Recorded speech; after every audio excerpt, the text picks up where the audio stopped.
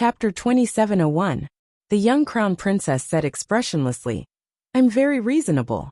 Eunuch Chun, who had followed them into Kaidai Pavilion, couldn't help but twitch his mouth. "I, the crown princess, am not here to ask for a handover. Get your facts straight." The young crown princess said coldly, "I'm here to convey my order. I want you to complete the handover by today. Do you understand?" The old shopkeeper of Kaidai Pavilion was so angry that he almost jumped out of his body. As the shopkeeper of Kaidai Pavilion, his monthly salary was as high as 80,000 spirit coins. Where else could you work these days to get such a high monthly salary? How could he be willing to take a few months' salary and then be miserably chased away by others? The old shopkeeper looked at Qing Nyang, who was beside him, for help. Although Qing Nyang was also very angry, there was nothing she could do. The crown princess insisted on this, and even brought people here to hand over the work. What could she do? The deed to Kaidai Pavilion's shop was clearly the young crown prince consort's property. How could she openly snatch it? She was so angry that her head hurt, but there was nothing she could do. Qing Nyang took a few deep breaths, and could only look at the young crown princess and say, "Crown princess, isn't it a bit too childish to complete the handover in one day?" The only thing she could do now was to drag things out. She had to drag things out first. Qing Nyang was very unwilling to hand over the Kaidai Pavilion, which she had worked so hard to take care of, to someone else to manage. When Kaidai Pavilion was half dead in the past, she and her madam had taken care of the property conscientiously and racked their brains to make Kaidai Pavilion big. The young crown princess didn't do anything. Just because she inherited her mother's dowry, she could take over all the property and enjoy the success she had now. The crown princess glanced at Qing Nyang coldly. She knew that she would definitely be stopped when she came to hand over the handover. Mu Qingya's words were pleasant to hear, but her subordinates didn't do anything practical. Their attitude of making excuses annoyed her. "Today, settle the accounts with Mr. Hong. Complete the handover of all the work in Kaidai Pavilion with shopkeeper Hu," the young crown prince consort said expressionlessly. "Don't try to play dumb and fool me. If you think I'm young and easy to bully." Arbor glanced at Li Yi. Li Yi immediately unsheathed her sword and slashed at the black wooden table beside her. With a chi sound, the table broke into pieces. Everyone in the shop turned pale and shrank back hurriedly. The setting of drawing a sword at the slightest disagreement was simply too terrifying. "You can try the sword in my hand," Li Yi replied expressionlessly. Qing Nyang's heart trembled slightly, and she took a step back with trembling steps. Her eyes flickered as she looked at the crown prince consort in front of her. She took a breath and bowed, saying, "Qing Nyang understands." Today's matter had to be handed over regardless of whether she wanted to or not. If she didn't give in, according to the little crown princess's usual style of doing things, she really might execute all these rebellious people. Why should she feel sorry for her own life? Qing Nyang turned her head and saw that the old shopkeeper still wanted to make a fuss. She glared at him. "Go hand over the handover." The old shopkeeper's surname was Zhang. When he heard this, his face immediately flushed red, and his eyes surged with anger and disappointment. Chapter 2702. He said with dissatisfaction. Qing Nyang. This Zhang believes that he has been working hard for Kaidai Pavilion all these years. What reason do they have to not want me as the shopkeeper? Li Yi did not say anything, and went forward to pick up the chattering shopkeeper. Lu Su. Shopkeeper Hu. Coming. Shopkeeper Hu hurriedly followed after her. It was unknown how Li Yi taught the old shopkeeper a lesson, but very quickly, shopkeeper Hu began to smoothly hand over the business. Kaidai Pavilion's original accountant also followed Mr. Hong to hand over the accounts with a submissive expression. Arbor pointed to 2 nannies in charge and brought along 7 to 8 nimble and agile maids to check the original nannies and waiters in Kaidai Pavilion. Those waiters who served the dishes and washed the dishes did not need to be chased away. Arbor got people to hand over the important jobs, such as the accountant. As for the people below, if they wanted to cause trouble, they were all chased away. Those who wanted to do a good job could stay.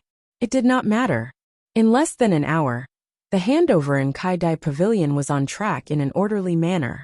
Arbor then brought the remaining people to another prosperous shop on Changle Street, Precious Painting Workshop. Before leaving, Arbor glanced at the silent Qing Yang and said indifferently, "Follow me to Precious Painting Workshop." Qing Yang was so angry that her chest hurt, but there was nothing she could do. Looking at the little crown princess attitude today, it seemed that she was going to go door to door and bring people to hand over these shops.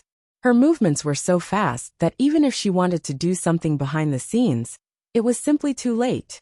Xiaomu was particular about efficiency when doing things. He directly brought people to Precious Painting Workshop, and after some pressure, left the new shopkeeper and accountant in Precious Painting Workshop. Qing Yang could not help but say indifferently, "Precious Painting Workshop's business is not as simple as Kaidai Pavilion." Kaidai Pavilion was a place that sold food and drinks. If the little crown princess took over and continued to cook according to the previous recipes, she would be able to maintain her business. On the other hand, Precious Art Workshop specialized in selling jewelry and beauty products. Without those novel flower designs provided by Madame, without Madame's endless ideas, without Madame's handmade makeup powder and fragrances, let's see how many months this Zhenhua workshop can continue operating. The young crown prince consort took a tour around Zhenhua workshop. She had to admit that Madame Mu's business methods were quite unique. The Precious Painting Workshop was not like other shops where the shopkeeper sat in the main hall and locked the jewelry in the counter. The more precious items were brought to the second floor for a tour. The jewelry and makeup products in her shop were all hung on the wall, and it was a dazzling sight to behold. What kind of jewelry do you want? You just have to say the serial number, and a young and beautiful shop assistant will take it for you. The design and appearance were very trendy. Those precious pieces of jewelry were placed on several circular crystal shelves in the middle of the shop, separated by a layer of transparent protective cover, allowing people to admire their beauty as soon as they walked into the shop. The second floor only received some distinguished female guests. Those who could go up to the second floor were a symbol of status. When Arbor brought people in, there were already 2 or 3 young ladies in the shop, and they were choosing jewelry with their servant girls. When they saw Arbor, one of the ladies could not help but exclaim, "Is that the crown princess?" Chen Baojiao through Ji Xiang, who was shouting beside her, and rolled her eyes impolitely thinking, "I really shouldn't have come out with this idiot." Chapter 2703. Ji Xiang's face turned slightly pale. She felt that there was something wrong with her. Seeing the little crown princess inexplicably made her heart flutter, and her palms sweat slightly. This was a strange symptom that made one's complexion change at the sight of the crown princess. She really didn't dare to provoke this powerful little crown princess.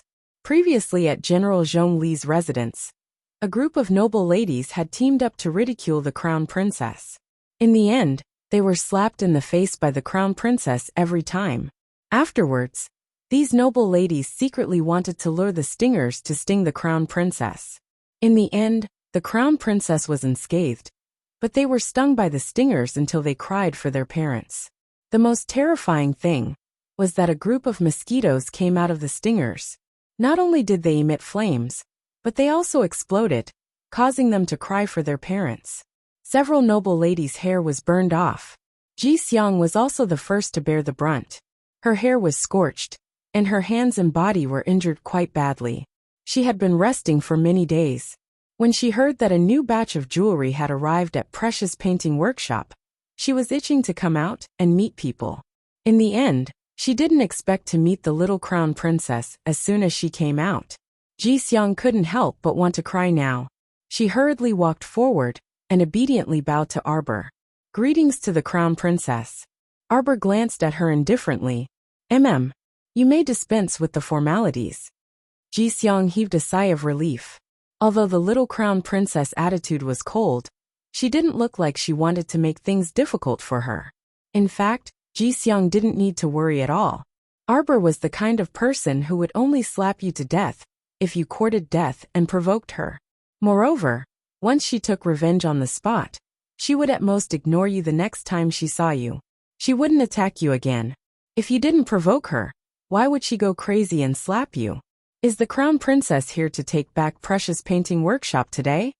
Who in the imperial capital didn't know that the Crown Princess had been causing a ruckus in the Mu clan's main branch and taking back her mother's dowry? Ji Xiang tried to strike up a conversation. The little Crown Princess glanced at her and nodded indifferently. On the side, Chun Baojia gritted her teeth. A slightly stiff smile appeared on her face as she walked forward and bowed. Greetings to Crown Prince Consort. If it wasn't for Ji Xiang's brainless shout, they could have pretended that they didn't see the Crown Princess and dispensed with the etiquette. Chun Baojia was so stupid that she had to come forward and salute her. Chun Baojia was angry in her heart, but the smile on her face was more brilliant. The little Crown Princess recognized Chun Baojia. Of course, he did not have a good impression of her. This person was Empress Dowager Chen's grandniece. As soon as she moved into the Crown Prince Palace, she sent little eunuch Li to test her bottom line. She even wanted to stay in the Crown Prince's residence and steal her husband. She didn't have a good impression of her at first glance. Arbor put on an even colder face and didn't let Chun Baojia get up. He just stared at Chun Baojia coldly. Ji Xiang's heart was slightly startled. She stood there trembling with fear as she curiously sized up Chun Baojia. That day, they had angered the Crown Princess together. She didn't expect the Crown Princess to be so rude to Chun Baojia, while her attitude towards her was still alright. Did something happen between the two of them that she didn't know about? Chun Baojia gritted her teeth and forced a smile. She lowered her head and squatted slightly. She was so angry that her heart was trembling. Her voice revealed a bit of grievance. Crown Princess. The little Crown Princess didn't even look at her and directly led her people out of Precious Painting Workshop. Next shop. Chapter 2704. Chun Baojia was so angry that she straightened up, and her lips trembled when she saw her leave without looking back. She stomped her feet and said to Ji Xiang beside her, "It's all your fault. Why did you greet that woman?" He had caused her to suffer such a great humiliation. She was so angry that her entire body trembled slightly. Ji Xiang was also very puzzled and asked, "Baojia, what happened between you and the Crown Princess?" Chun Baojia said with a sullen face, "What can happen? It's all because that person is petty and can't stand the Empress Dowager. I'm more shameless than her." Ever since the Crown Princess entered the palace, the Empress Dowager had never summoned her. Instead, Chun Baojia would enter the palace every few days to eat and chat with the Empress Dowager. Wasn't Chun Baojia more shameless in front of the Empress Dowager? Thinking of this, Chun Baojia's anger eased a little. With a cold face, she glanced at the empty shop and snorted, "I think there's no need to come to Zhen Painting Workshop in the future." "Baojia, why do you say that?" Ji Xiang asked in surprise. Was this person a pig's brain? Chun Baojia glanced at her resentfully and said, "Now that the shop has been taken back by the Crown Princess, think about it. Can a girl from the village manage Zhen Painting Workshop well? Does she know about jewelry trends? Does she know what kind of beauty products are suitable for the young ladies of aristocratic families?" Chun Baojia smiled sarcastically. She doesn't know anything and rashly snatched Zhen Painting Workshop from Madame Mu's hands. I think Zhen Painting Workshop won't be able to operate for long. Sooner or later, it will be ruined by her. Baojia. Ji Xiang clutched her sleeves tightly and glanced at Chun Baojia timidly. "Let's be careful with our words. Look at you. I only scared you in Zhong Li's residence, and you're scared out of your wits." Chun Baojia glanced at her unhappily. "Let's go." Ji Xiang hurriedly followed up, and the two of them left Jinhua Workshop. When Chun Baojia returned to the residence, she called for her personal maidservant. "Bring 2 servants and go to Changle Street to buy a few hooligans to help me spread the news. Say that the Crown Princess, the village girl, doesn't know what's good for her, and force her legal mother to hand over Zhen Painting Workshop. However, she's just a village woman from a small mountain village in the Lower Star region. She doesn't have such good eyesight. The Precious Painting Workshop in the future won't be as good as before. Only village girls will be willing to buy things from Zhen Painting Workshop." Chun Baojia said sarcastically with a sneer on the corner of her mouth. Chun Baojia's personal maidservant naturally knew about the grudges between her young miss and the Crown Princess. She nodded and, with her face covered, led the 2 servants to the alley of Changle Street to look for the little scoundrel. In the end, he couldn't find the two scoundrels even after looking around. The only two little scoundrels, upon hearing that they were to accept the order to spread the news of the Crown Prince Consort, both of them ran faster than rabbits with pale faces. It was as if there was a ghost chasing them from behind, disappearing without a trace in a flash. Chen Baojia's personal maidservant suppressed her anger and went back to report the matter. Chen Baojia couldn't help but be at her wits' end. However, she suffered a few losses at the hands of Arbor and was unwilling to let go of Jojo just like that. Thus, she invited a few young ladies to the Chun residence under the guise of a gathering of her close friends, and intentionally or unintentionally revealed the news about Zhen painting workshop to others. Chapter 2705. The news spread like wildfire, and in less than an afternoon, those noble ladies also knew that Zhen Art Lane had changed owners.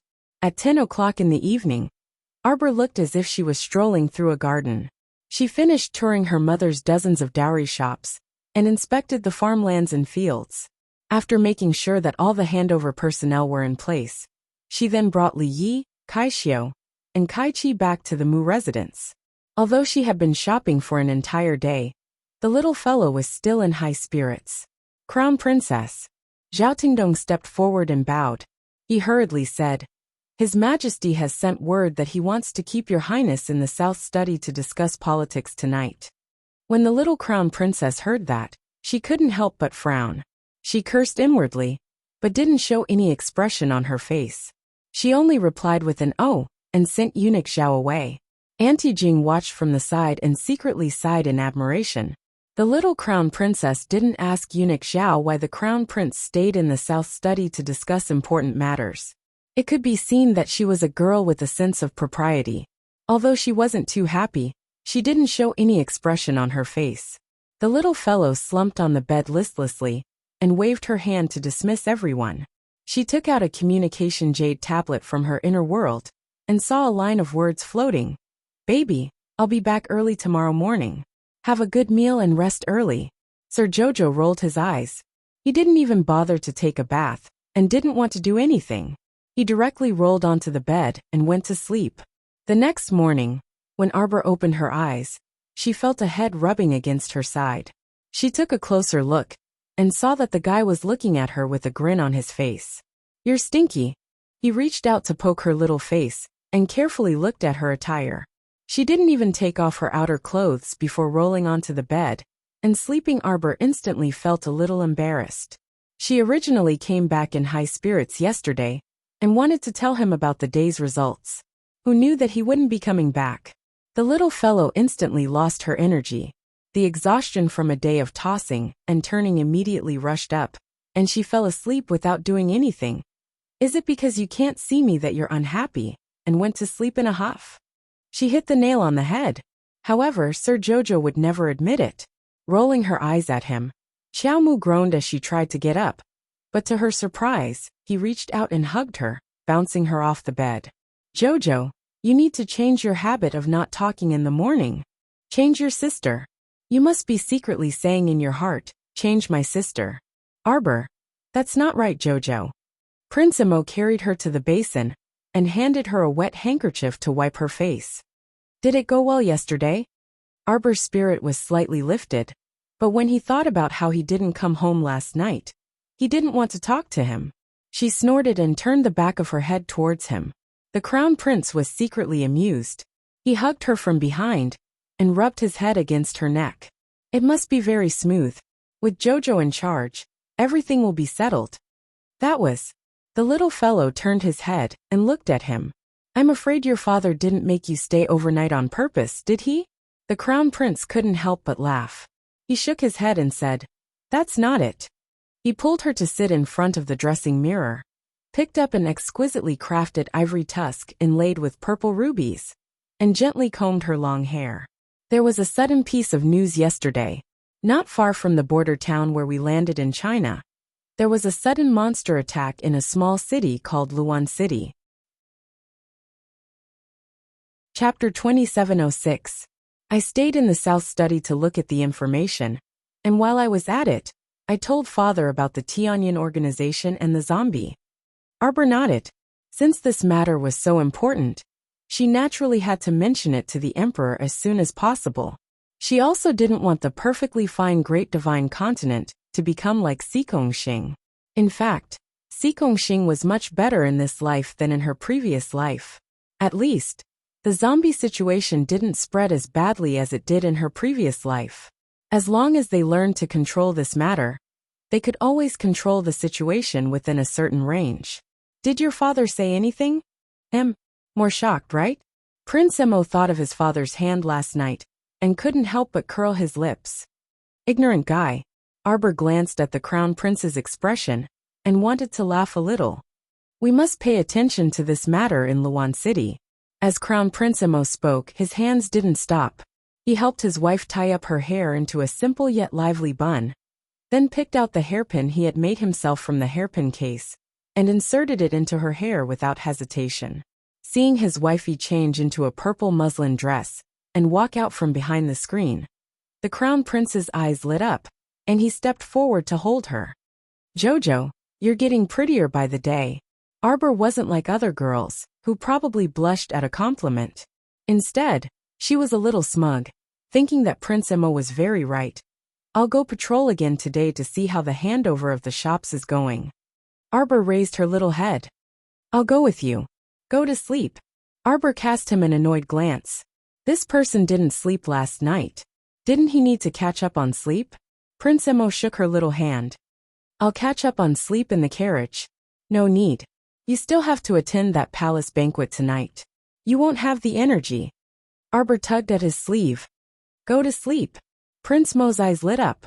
He hugged Arbor and whispered, Jojo, are you worried about your husband? Arbor gave him a look that said, Aren't you talking nonsense? He reached out and patted his butt with his little paw. Go to sleep. Soon after, he turned around and called for Kai Xiao and the others. Then he ordered the carriage to set out.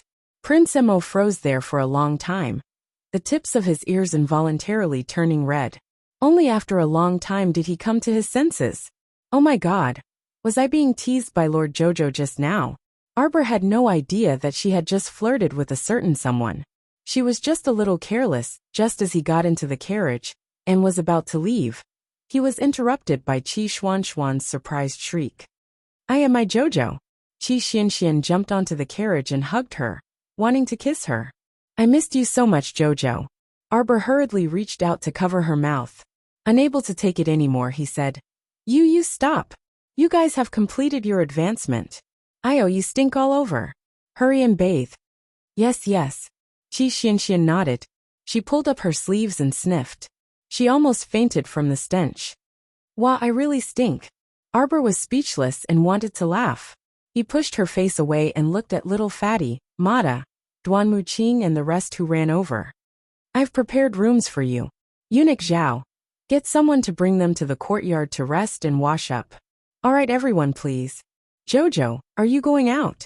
Wait for me to go with you. No need. You guys have advanced for so long. Rest for a day. I'll be back in the evening. I'll leave first.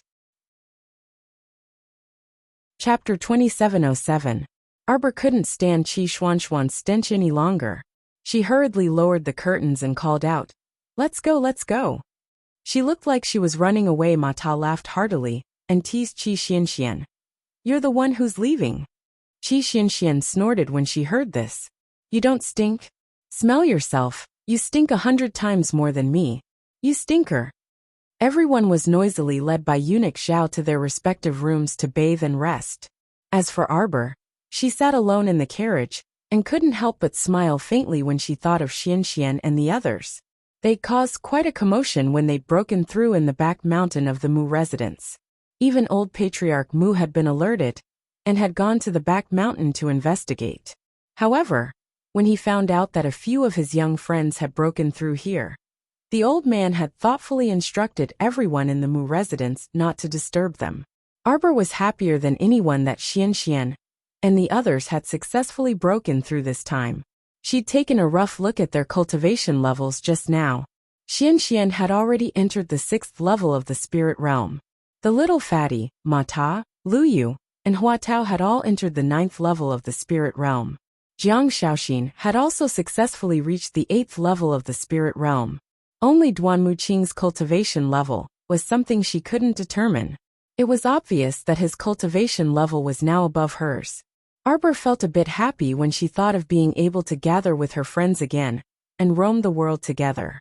It would be even better if she could meet up with senior brother Situ and the others one day. Since she had nothing to do, Arbor took out a book of poisons and flipped through it. She leaned against the soft cushions in the carriage and read line by line. Actually, she seemed to have read these books thousands of times. She could clearly remember which herbs were on which page and which line. Arbor thought of yesterday when she thought of this. Qing Niang had mocked and ridiculed her yesterday. The gist of her words was that she didn't understand the business of Precious Painting Workshop. If she took over Precious Painting Workshop, the shop would probably close down in 2 months. It seemed that some rumors had started to spread again. Arbor didn't need to ask around to know that Miss Chun, who she'd met at Precious Painting Workshop yesterday, wouldn't let go of this opportunity to smear her name. However, none of this mattered anymore. To a nouveau riche, whether or not this small precious art workshop could continue to operate stably, and whether or not it could make a lot of money was not a big problem. What she wanted to do was to get the item back from Mu Jingfeng. Regardless of whether she could manage it well or not, she just couldn't let Mu Jingfeng benefit from it. The little guy thought for a moment, then used his divine sense to push open the inner world gate and looked through the inner world. Then, he summoned Zheng'an's divine sense avatar, who was training his divine sense on its own, into his inner world. After her conscious had evolved, her spiritual sense body had also evolved into a spiritual sense body. Moreover, ever since her inner world had expanded to 500 cubic meters, she had become much more powerful than before. Not only did it contain 3,000 statues, but it was also filled with gold, silver, jewels and mountains of gold and silver. She let her spiritual consciousness jump in, but there was almost no place to land. Stepping on a pile of gold, silver, pearls and jades, it made people speechless. Every time she looked at her inner world, she would get a headache. Lately, she had been trying her best not to open her inner world. Now that her conscious had entered the deity realm, she could take anything in her inner world without any effort. She remembered that there were several small copper boxes buried under the pile of pearls and jades. She let her spiritual consciousness rummage through the jewelry and saw her all-purpose food box. Chapter 2708. She simply let her divine sense clone open the all-purpose food box and took out a meat bun. She held it in her hand and took a bite without hesitation. It was warm and soft, and the taste of the bun was especially good. No wonder Shaolin kept saying that she wanted to eat a bun all day after eating one. Thinking of her soft and cute little sister, Arbor's eyes softened. Intentionally or unintentionally, her gaze moved towards the 3,000 stone sculptures. There was finally an open space behind the stone sculptures. In addition to the strangely shaped snake-shaped sculpture howling at the sky, there was also a golden martial ant walking around like she had ADHD. Ever since she had asked Golden Martial Ant to come out and help Jojo, Jojo had let her stay in his inner world. It was as if this Golden Martial Ant couldn't stop walking around the snake-shaped sculpture all day long. It gave Jojo a headache. Arbor was helpless. Just as she was about to retract her gaze, her line of sight suddenly paused, and her divine sense suddenly stopped on the snake-shaped stone sculpture. Could it be that she was hallucinating just now? Why did she seem to see the snake-shaped eyes of the stone sculpture suddenly move, as if the eyeballs under the eyelids rolled a circle? Don't scare me. Arbor used her divine sense to carefully scan the snake-shaped sculpture again. Seeing that it didn't move at all, she was slightly relieved. She must have been seeing things just now. She had been scaring herself all day and making a fuss about nothing. Arbor couldn't help but secretly laugh at herself for being timid. She retracted her divine sense and looked at the divine sense clone rummaging through the pile of jewelry to find a small copper box. Finally, the tiny figure pulled out several small copper chests from the pile of jewels. Arbor didn't know why, but a strange feeling slid through her heart. She felt that there were a dozen or so small copper boxes buried below, And she also felt that she should open these small boxes to take a look when she was feeling doubtful. Thus, when she opened the box, it was full of books and letters. The books were stacked up. There were a lot of books. Arbor's divine sense moved slightly and took out 3 of the small boxes. She then chased her divine sense clone back to Paradise Planet to continue training her divine sense. What are these books? Arbor flipped through the books and saw many books that she found familiar. She casually picked up a book and flipped through it. Seeing the small handwriting left behind when she was studying, she inexplicably felt that it was somewhat familiar. He took a pen and paper and wrote something down. Then he put down the pen. He looked at his own handwriting and then at the book. Well, although they were a little different, it was certain that both handwriting were hers. In the past, her handwriting was a little immature, but now, her handwriting was even more vigorous, and her strokes were both good in form and spirit. Heaving a sigh of relief, Arbor picked up a letter and flipped it open. His eyes couldn't help but redden. It really was her master's handwritten letter. On the bottom left corner of the first page, there were the words Dark Phoenix. He flipped through a few handwritten books. One of them was about how to train people, and the other was about how to quickly become a shop owner. From the buying and selling of the store, to the location of the store, to the interior decoration style, everything was done in great detail. The strangest thing was that one of the handwritten books recorded the method of running a restaurant. It was written on how to set up chairs outside the store, how to get the staff to dress uniformly, how to improve the menu, and so on. Many of the methods seemed to coincide with Madame Mu's methods. Arbor's eyebrows moved slightly. Chapter 2709. There were many names of dishes that she had never heard of before in this book. At the bottom, there were small annotations, names of dishes and cooking methods. Most of them indicated which shop's signature dish on the mainland, and what's special about it. Arbor was a little dumbfounded. She flipped through another handbook. There were many drawings of jewelry and other kinds of flowers. There were also many cute little animals that were made into dolls. All kinds of novel gadgets were clearly recorded in these handbooks. Arbor casually flipped through and saw several new necklaces. They were actually similar to the jewelry in the precious painting workshop. What was going on? He vaguely saw a little girl of about 7 or 8 years old sitting in front of a table covered with snow-white rice paper. She raised her head and asked softly, Master, do I have to memorize all of this and all of this? Little treasure, you just have to memorize the medical and poison books. As for the rest, you can keep them. If you need them one day, you can just flip through them. Master, how can these animals be drawn so cute? What are these? Do you like them? Ask your martial uncle to make you a little yellow duck doll someday. Master, but I like this pig. Aya, why do you like mini pigs? This little yellow duck looks much better than pigs. I like this little pig. All right, ask your martial uncle to make one for you someday. Master, why don't you make one for little treasure? Could Xian Huang say that she was handicapped? Obviously not. Yes, her handicap was not as good as her junior martial sister. There was still her junior martial sister to enslave. Io, my little treasure. Have you finished the lollipop that Master prepared for you last time? Children shouldn't eat too much candy. You'll have tooth decay. A voice floated over. Arbor knew that it was the voice of her martial uncle. Bah, don't mind your martial uncle. We didn't eat too much, right? Xian Huang. Don't lead the child astray. Call me senior martial sister. Impudent fellow. Thump. The carriage stopped for a moment. Arbor's thoughts flashed. When he came back to his senses, he found that the carriage had stopped. She hurriedly put away these letters that she treasured so much, and put them back into the box, and into her inner world. Her vision was a little misty. Crown Princess, we have arrived at Precious Painting Workshop. Kai Xiu reminded her, and reached out to open the curtain for the Crown Princess. At a glance, he saw the little girl kneeling on the soft cushion of the carriage. Her eyes were red as she looked over. Her eyes were obviously tainted with a wisp of mist. She looked like a pitiful little animal. Saishio immediately became nervous. She looked back and forth inside the carriage and hurriedly asked, Crown Prince Consort, what happened? The little Crown Princess' pitiful and aggrieved look really made one's heart ache. It's nothing. The little crown princess adjusted her mood. She sniffed her little nose, held Kaishio's hand, and got off the carriage. I just thought of some past events. I miss them and feel a little upset. Kaishio heaved a sigh of relief, and couldn't help but laugh. Crown Princess, we have just recovered so many properties.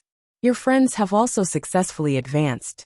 There are more happy things than sad things, right? Kaichi also chattered and laughed. Yes, Crown Princess, you can't be depressed.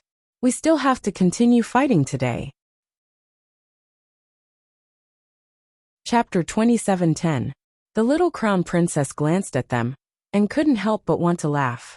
After hearing what the two girls said, her heart did seem to relax a lot. She nodded and said, "What you said makes sense." Kaichi covered her mouth and laughed secretly. Then let's go in.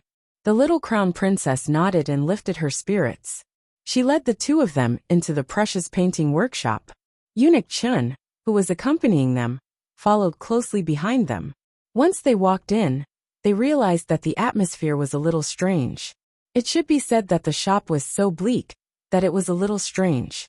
The shopkeeper of the precious painting workshop heard that the Crown Princess was here, and hurriedly came out to welcome her.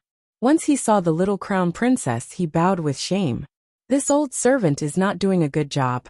The business of the precious painting workshop is very bleak today. It's almost noon, but no one has stepped into the shop. The little Crown Princess waved her hand to get him to stand up and talk. All of this naturally didn't make sense.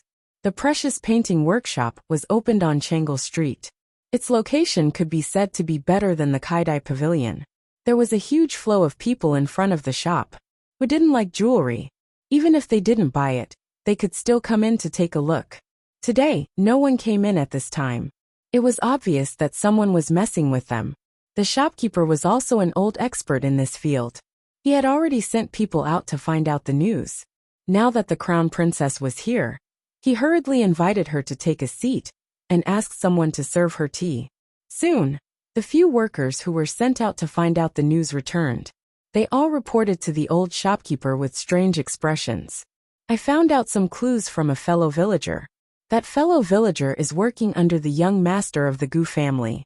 I heard that the young mistress of the Gu family and many other noble ladies have joined forces to boycott the precious painting workshop. They said that, as the worker spoke, he carefully lifted his head and glanced at the little Crown Princess. This glance made him dizzy. The little Crown Princess was exquisite and beautiful like a cold jade doll. He didn't dare to look at her anymore. He quickly lowered his head and didn't dare to speak. Speak. Arbor knew what he was afraid of and said lightly, "I'll pardon you." Yes. That waiter only felt his heart sink a little. After thinking about how to phrase it, he hurriedly said, "Those upper-class matrons all said that Crown Prince Consort. You came from a small mountain village in the Lower Star Domain. So your horizons are very ordinary. If they come to our shop to buy things then wouldn't they all become village girls?" Bullshit. The shopkeeper couldn't help but curse. He shouted angrily, "This is outrageous. How dare they talk about their Crown Princess like that? They must be tired of living." The little Crown Princess wasn't angry. She said indifferently, "Write down the names of those noble women and put them on the blacklist. In the future, as long as it's under my name, they won't be welcome." Yes.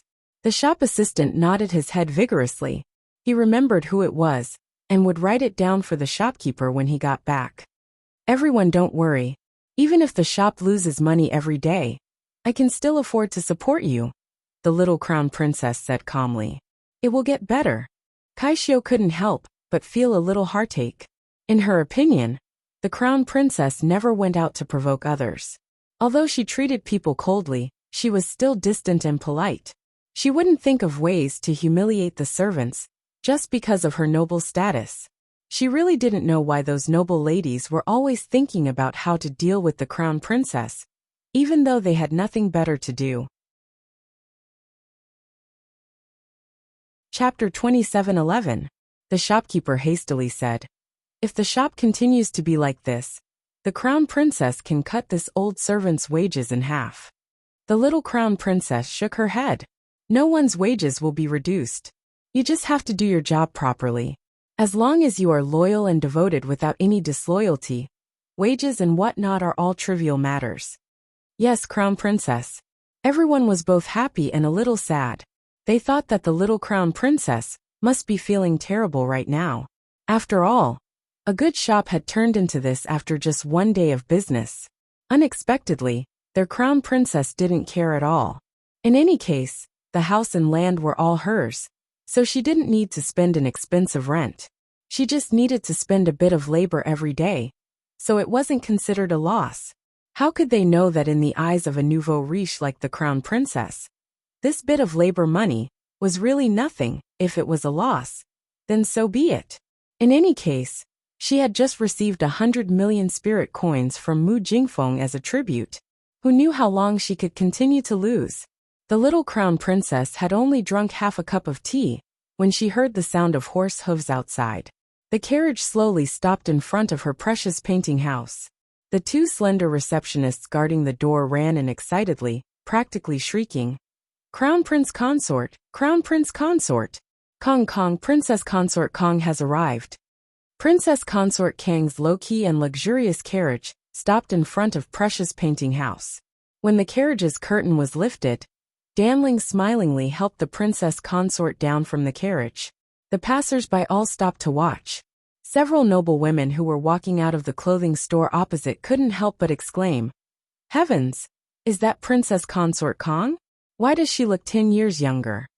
Oh, that's right. Princess Consort has changed so much. As those noble women spoke, they hurriedly squeezed forward to greet Princess Consort Kong.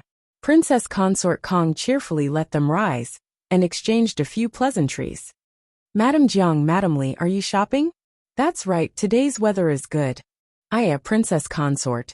It's only been a few short days since we parted at Zhongli Estate, but you've changed so much. Did Princess Consort encounter some opportunity? I hope you won't be stingy with your guidance."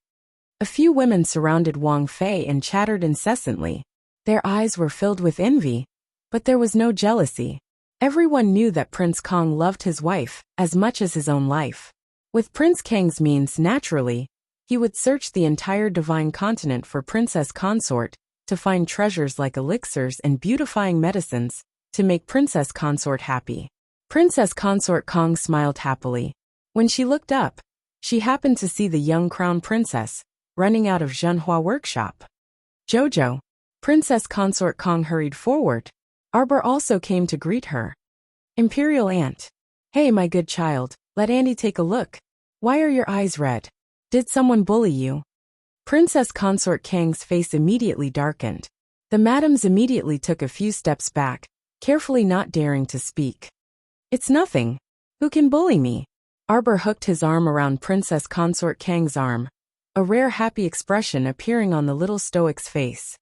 "Why did Auntie come? You've just taken over this shop, so it's like a newly opened shop. Of course, Auntie has to come and take a look. While she's at it, she's also shamelessly asking you for some beautifying cream. Take a look at Auntie. How does her complexion look?" "Much better." Arbor's eyes also had a hint of a smile, and he asked with a nod, "Do you still feel cold recently?" "Much better, much better." The Princess Consort beamed with delight. Chapter 27:12.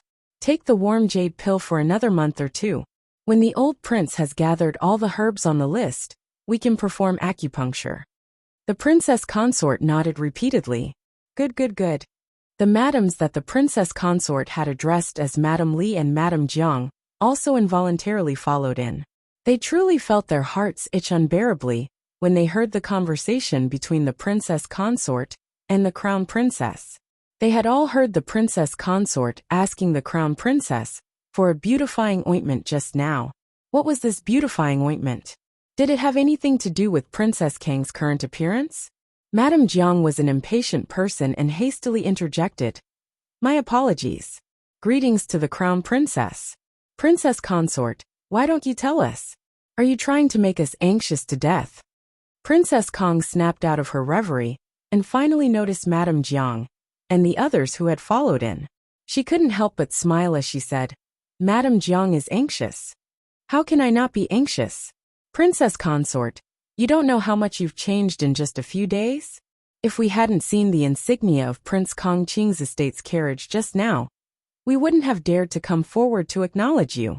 That's right, that's right. Princess Consort, did something good happen? Tell us about it. It really is something good, Princess Kong said with a smile. It was that day at the gathering at Zhongli Estate, when I brought my niece-in-law home. Something good happened. Quickly tell us, the madams anxiously urged. Princess Kong couldn't help but chuckle softly as she said, My crown princess gave me a black-grade beautifying pill. After eating it, my entire body felt refreshed. Not only that, the crown princess also gave me a box of beautifying ointment. As Princess Kong spoke, she took out the remaining beautifying ointment in her storage talisman and opened it for them to see. As soon as she opened the lid, a faint fragrance faintly wafted into their breaths. Madame Jiang hastily reached out to take the beautifying ointment from Princess Kang's hand, but Princess Kong hastily took it back and shook her head as she said, I only have that much left. I can't give it away. Stingy, Madame Jiang huffed, then said, It's not like we haven't eaten a black-grade beautifying pill before. Is it really that effective? Just look at me and you'll know. Prince Consort Kong smiled. Madame Jiang and the others instantly believed him by 80 to 90%. They also planned to buy a beautifying pill. Could it be that this little crown princess was really capable? In the past, the beautifying pills sold by Zhenhua Workshop did not have such a heaven-defying effect. The beautifying pill could only allow people to maintain their original appearance and not continue to age. If you took the beautifying pill when you were 50 or 60 years old, it would be useless. But Princess Consort Kong and the others all knew that in the past, she looked more than 10 years older than she did now. Now looking at Wang Fei's face, there was not a single wrinkle. Her skin was smooth and delicate, and the area around her eyes did not seem as loose as before. What was even more amazing was that although Princess Consort Kong was not very fat in the past, she was not thin either. Now, her figure had also become much more symmetrical, and she was even more graceful than when she was young. So was the beautifying pill that Princess Consort Kong took specially made? It could actually make a person look so many years younger? Madame Jiang was the most impatient, and she hastily asked, Crown Princess, is the beautifying pill that Princess Consort Kong took still available for sale? I also want to buy one and try it. Arbor was slightly taken aback. Only now did he know why Princess Consort Kong wanted to come here today. Chapter 27:13. She was deliberately using herself to prove that the beautifying pills produced by Precious Painting Workshop, which the Crown Princess had taken over, had miraculous effects. Feeling somewhat moved, Arbor supported Princess Consort Kang's hand and nodded at Madame Jiang. 1 million spirit coins for one pill. The madams widened their eyes. Princess Consort Kang's mouth twitched. She thought to herself that this niece-in-law of hers was truly black-hearted, but she quite liked her, ha ha ha. There aren't many beautifying pills, so buy them quickly. Little Crown Princess said this again. Her stoic face was deadpan, and there wasn't a hint of a smile at all. Master had recorded in his handwritten letter that doing business had to be slow and steady. After all, rare goods were worth hoarding. She couldn't take out all the good stuff at once. Master's words of experience definitely made sense. Princess Consort Kong held back her laughter when she recalled the little fellow taking out a small stew pot from her inner world that day. It was filled to the brim with beautifying pills, so how could there not be many of them? This little trickster's stoic face was filled with seriousness. The more she looked at her, the cuter she was. When the madams heard that the price was so high, they all became somewhat hesitant. Madame Jiang looked at her own plump figure, then glanced at Princess Consort Kong, and asked worriedly, Then can you really slim down after eating it? Little Crown Princess was expressionless as she nodded very indifferently. This is the most basic beautifying effect. After taking it, you'll discover that your skin will be a little better than yesterday every day. Under the imperceptible influence, you'll be like a young girl in a few months' time. This effect can be maintained for about 100 years. The effect will be even better if it's taken together with corresponding longevity pills. Little Crown Princess paused with a serious expression, completely devoid of any intention to promote a product. She said, "This crown princess has a pill shop in the southern part of the city called Heavenly Pill Workshop. It will reopen in 3 days. At that time, there will be all kinds of longevity pills with different effects for sale. You can go take a look then." Princess Consort Kong suppressed her laughter and nodded with a serious expression. "Madam Jiang, this money was not spent in vain at all. I guarantee that once you take it, you'll see the effects immediately." All right. Madam Jiang was the first to be moved by his words. She gritted her teeth and nodded. "I'll buy it." The other madams planned to wait and see, but their hearts would bleed the next day. The little stoic nodded. "This is a special discount price today. When the price goes back to normal tomorrow, it won't be this price anymore." Princess Consort Kang's mouth twitched again. When she got home, she was going to tell the old prince not to offend her niece-in-law in the future. Her ruthlessness in swindling others was even greater than her eldest nephew's. The little crown princess had just taken over the precious painting workshop, and she had only done one business today. This single transaction alone earned him a net profit of 1 million spirit coins. This was because the herbs needed to concoct the beautifying pill were all grown by Qiu in the 100-herb garden on Paradise Planet. Everyone in the shop, from the shopkeeper to the workers, was so happy that they were all smiling. They were truly happy for the crown princess. Look, the crown princess had this kind of ability. Their shop didn't even need to open for business in a year. The moment they opened, they could make up for a year's worth of other shops' profits. Wasn't it already pretty good if a normal shop could make a profit of 100,000 spirit coins a month? They were overjoyed that the little crown princess could make 1 million a day with a single transaction. It had to be said that Princess Consort Kang's visit was truly very effective. Chapter 27:14. In the afternoon, Precious Painting Workshop's business slowly returned to normal. If you dare to say that Precious Painting Workshop is opened by a village girl, I'll slap you to death. Even Princess Consort Kong came to support Precious Painting Workshop. Village girl my ass. With Princess Consort Kong taking the lead, all the matrons of the imperial family, who wanted to build a good relationship with Princess Consort Kong and the crown princess, all came to support without prior consultation. At first, they were a little hesitant, but when they saw that the quality of the goods in the shop had not changed, they were very happy. They also wanted to build a good relationship, so they bought many things. As a result, those matrons of the aristocratic families who thought of themselves as virtuous were at their wits' end. Precious Painting Workshop did not earn money from these aristocratic families, but they still had the support of the imperial family. As long as the little crown princess did a few palace business, she would not be lacking in income this year. Moreover, she was doing business for fun. Even if she made a loss, the imperial family would not shortchange her. With this thought, some of the matrons of the aristocratic families gave up on the idea of boycotting Precious Painting Workshop. Arbor was too lazy to care about what other people thought. After sending off Imperial Aunt, he brought people to inspect the business as usual. The business was bleak, but so what? The little crown princess did not lack the money to make a loss. When she arrived at Kaidai Pavilion, she called shopkeeper Hu over and took out 10 caddies of holy rice and 10 caddies of vegetables for him. She said, "Add a new item on the menu. It's a special item. I'll provide some for free today. Anyone who comes to our Kaidai Pavilion today can try a small bowl of holy rice and a plate of spirit dishes. In the future, as long as it's the vegetables, rice, and grains that I provide, it will be calculated at a special price. There will be a limited supply every day. Let's temporarily set it at 30,000 spirit coins for a small bowl of rice. A plate of spirit dishes will be 50,000 spirit coins."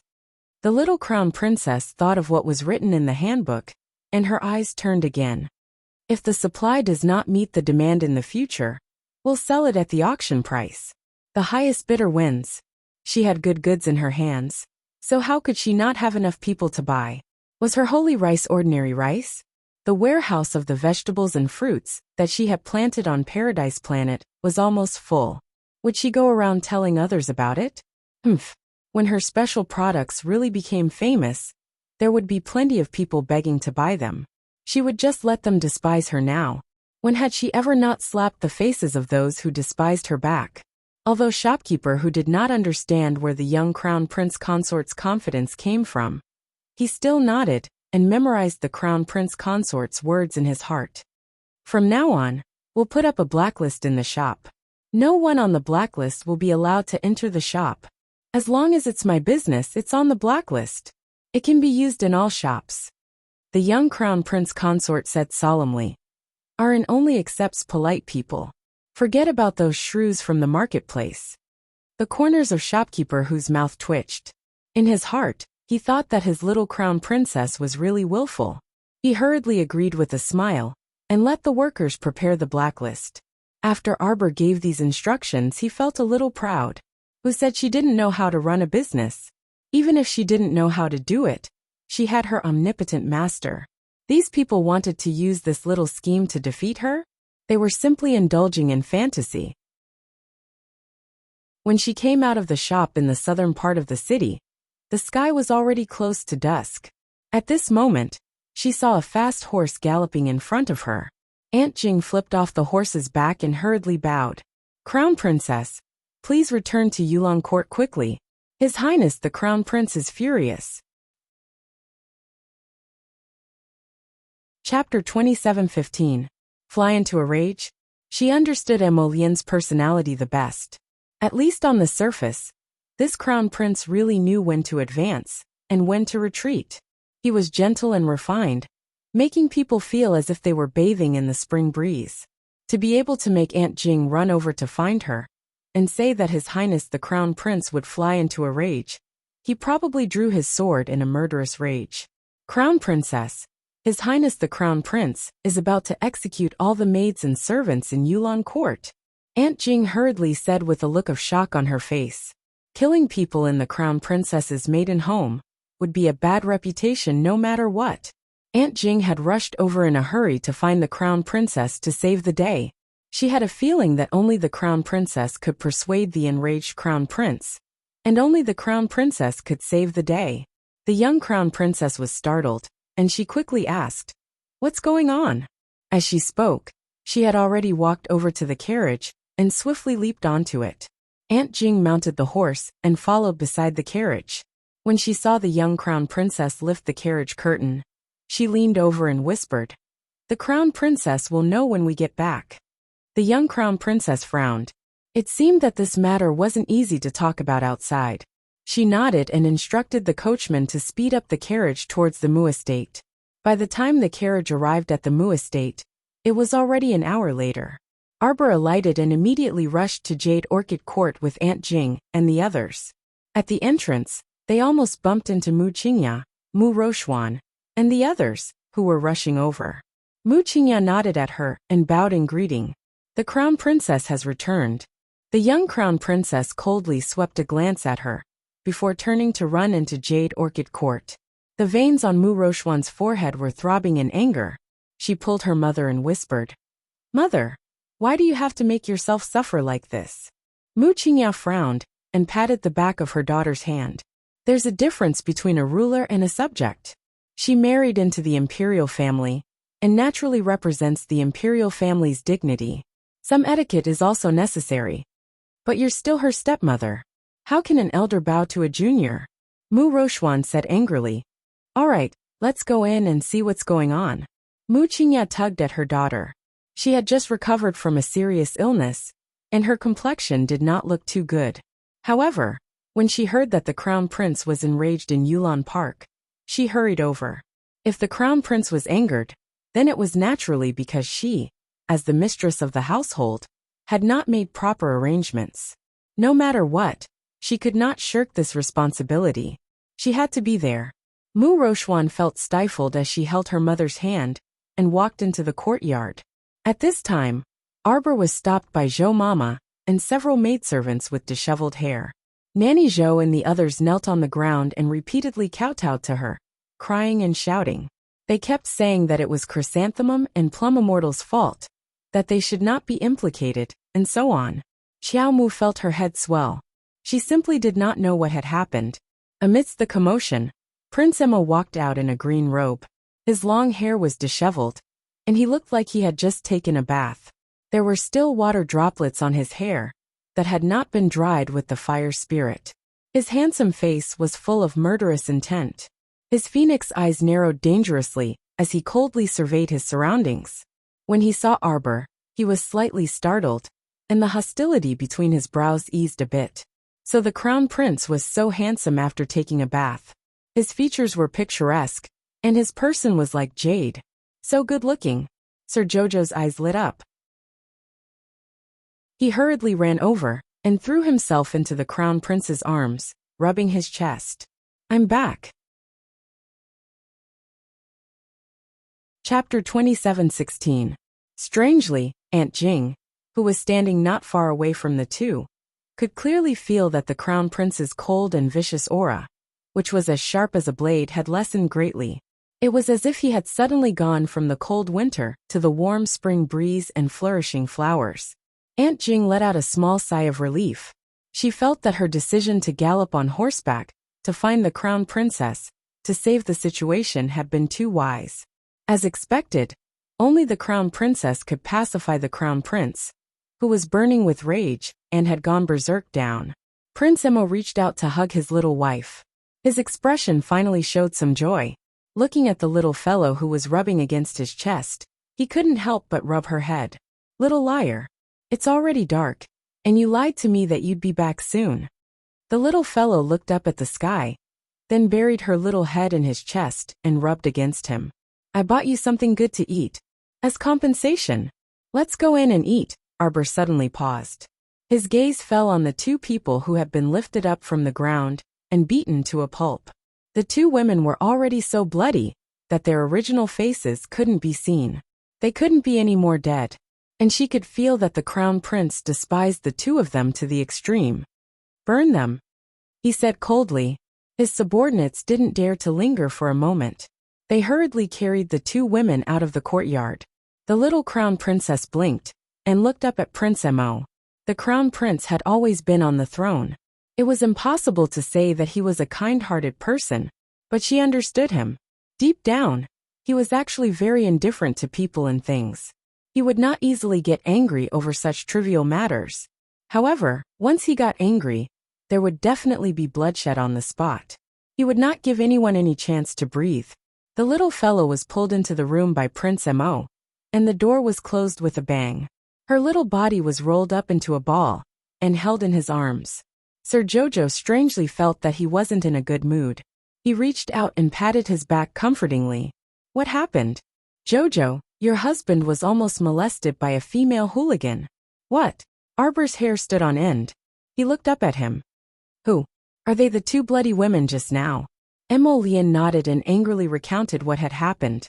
It turned out that when the crown prince woke up and saw that it was getting late, he planned to take a bath and change his clothes. When Jojo returned, he would bring her to the palace for the banquet. Who would have thought that when the bath was about to end, the two maidservants named Ju Xian and Mei Xian actually sneaked to the door of the inner courtyard side room, intending to climb in through the window and have close contact with the crown prince. In the end, that girl called Ju Xian had just taken a step and climbed up to the window when she was discovered by the hidden guards. The secret guard immediately jumped out from his hiding place, picked up the gauzy girl, and threw her into the courtyard. At the same time, the crown prince hurriedly put on his clothes and got up. He pushed open the door and saw the two reckless people. He was so angry that his hair almost curled. It had been a long time since someone could anger him like this. If those two sluts really barged into his room and spread rumors to his little wife's ears, Emolien couldn't help but shudder. With the little fellow's awkward personality, he didn't know if she would dislike him and distance herself from him. He couldn't help but feel sorry for himself when he thought about it. Prince Emo hugged his little wife and hurriedly said, before they could climb in, they were thrown away by the secret guard. Chapter 27:17. The implication was that they hadn't seen anything about her husband, and that he was still innocent. Arbor was so angry that he felt dizzy. Today's matter couldn't be settled peacefully. How many days had it been since she came back? Why did all the maidservants in her maiden family want to climb onto the crown prince? Who were they trying to disgust? It seemed that her temper was too good. That was why they were all so unafraid of death.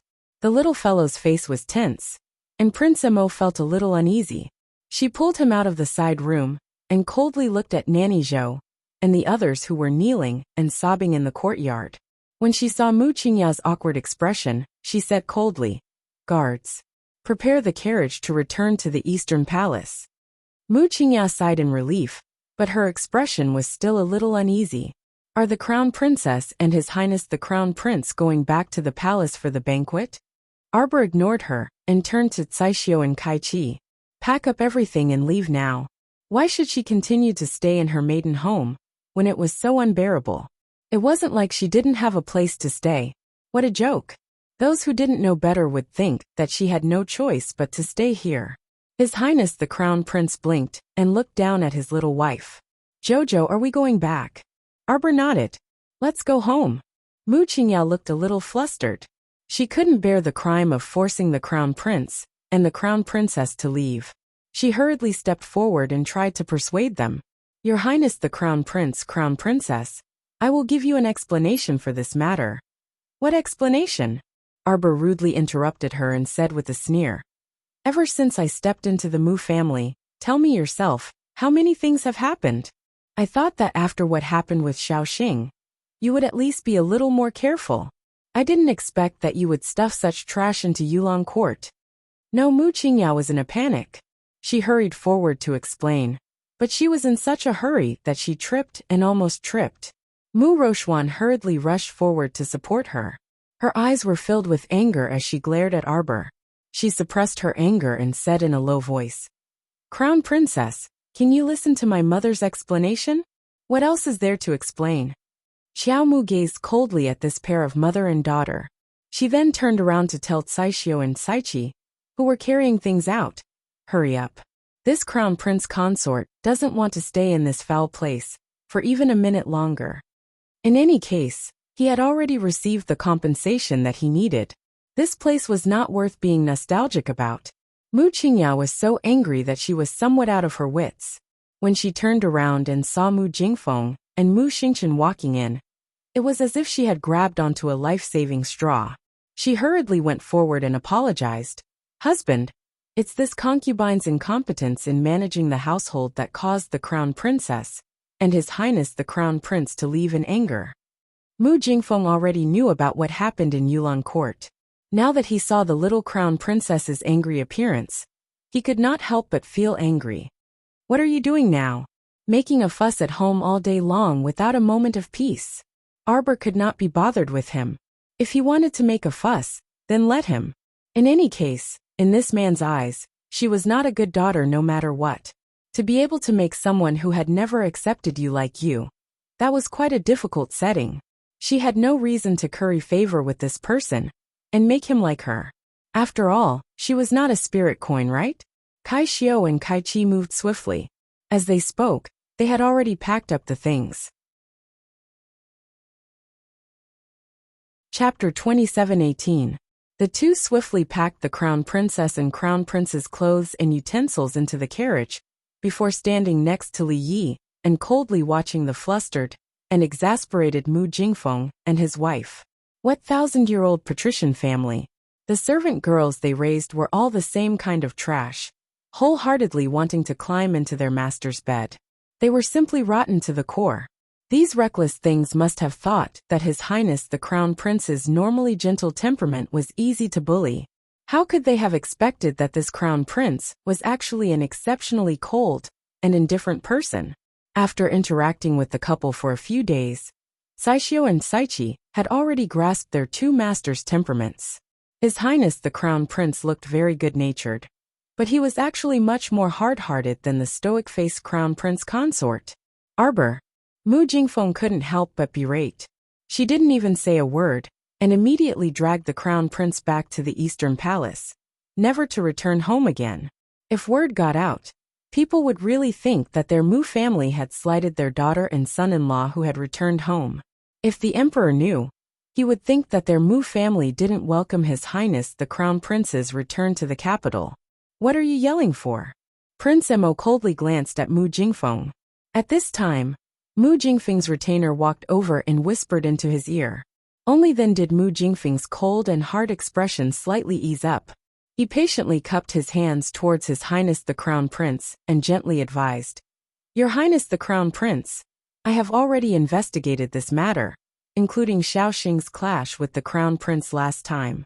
It truly has nothing to do with Madam. Mu Xingchen already knew what happened in Yulong Court at this time. He walked up and coldly looked at Zhou Mama's party. You all truly have big guts. These wicked servants actually dared to covet his brother-in-law and wanted to steal his sister's man. They simply deserved to die. Zhou Mama's entire body trembled. She also felt extremely wronged in this matter. Who would have thought that Chrysanthemum Fairy, the two most intelligent and sensible servants, would do such a foolish thing and even implicate themselves? Xiaoxing had already infuriated the Crown Prince and Crown Princess. Now, Chrysanthemum Fairy was even bolder, actually daring to secretly climb through the window, wanting to take advantage of His Highness the Crown Prince's bath to get close to him? He was truly audacious. Eldest young master is wise. This servant is definitely not on the same side as these two wretched girls. Nanny Zhou kowtowed with tears and snot flowing down her face. She hurriedly said, The two of them were so audacious that they deserved to die. However, we are innocent. Mu Xingchen glanced at them coldly, then looked at Madame Mu with a hint of suspicion in his eyes. Madame really doesn't know about this? Mu Qingya raised her head abruptly and looked at her son in shock. She stared at him blankly, as if she didn't recognize him. Big brother. Mu Roxuan panicked. How can you treat mother like this? You actually suspect mother? Why? Don't you know what kind of person mother is after all these years? You're pissing me off. Xian'er, don't talk to big brother like that. Mu Qingya grabbed Mu Roxuan's hand with tears in her eyes. Mu Xingchen also felt that his question was abrupt. Seeing Mu Qingya on the verge of collapse, he couldn't bear it any longer. Thinking of Mu Qingya's meticulous care for him all these years, he couldn't help but let out a long sigh. I also hope that I guessed wrongly. However, all the signs indicated that Madame really couldn't escape her involvement in this matter. Chapter 27:19. At the side, Mu Jingfeng was also angered half to death. He coldly looked at his son and said, You're really becoming more and more outrageous. You don't even call her mother, and learn from some uneducated people to call her madam. Mu Jingfeng angrily said, Just as your younger sister said, your mother has taken care of you for so many years. Don't tell me that she's nurtured you into an ingrate.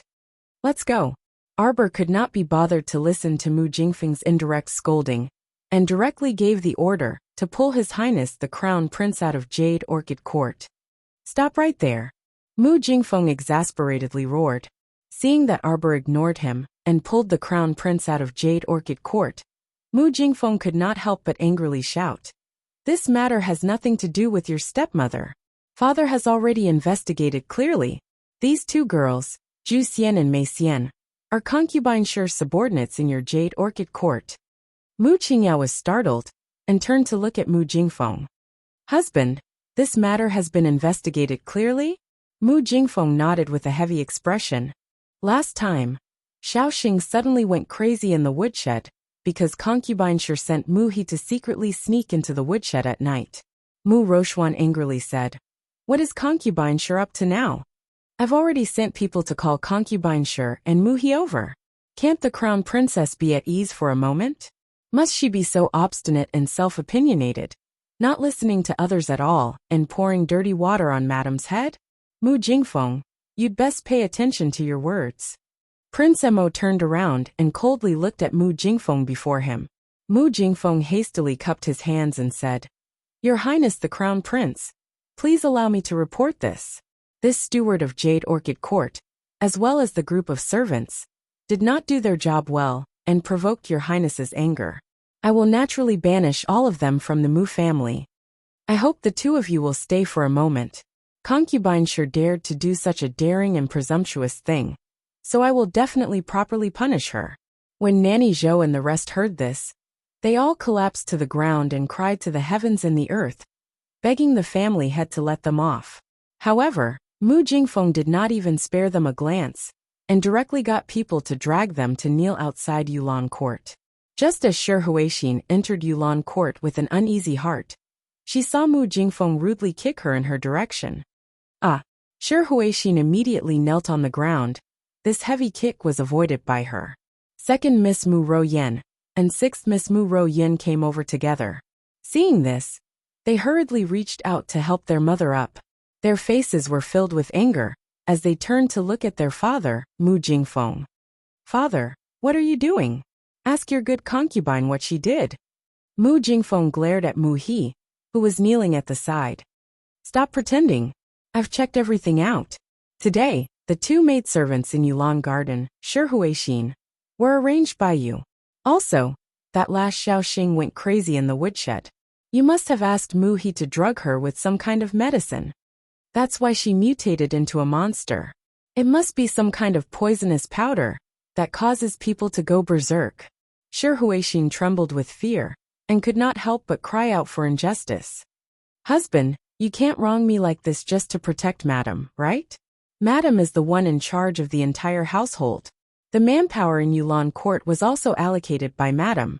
What does it have to do with this concubine? You still dare to spout nonsense and deny it," Mu Jingfeng angrily said. He directly threw some jewelry he found in the two maidservants' room in front of Shi Huixin. "Did you reward these? It's true that generous rewards will attract brave men." Chapter 27:20. Concubine Shi was terrified, her eyelids twitching uncontrollably. "Not only do you want to make things difficult for the crown princess, but you also want to use this to pull Madam down, right?" Mu Jingfeng pointed at concubine Shi and scolded. "You usually look gentle and kind, but I didn't expect you to be so scheming. This family head was almost kept in the dark by you and wrongly blamed Madam." Shi Huixin turned pale with fright and abruptly turned to look at Mu Qingya. The venomous glint in her eyes could practically turn into a substantial arrow and shoot out. She already knew that Juxian and Mei Xian were people she arranged to be in Yulan Court? This woman, had long been watching all of this coldly from the sidelines? Shi Huixin originally thought that she was a hunter, and could laugh as she watched the dog-eat-dog scene in Yulan Court. How could a man not have an affair? Even if the crown princess was a fairy, there would always be a time when men were disgusted. What was wrong with changing their tastes?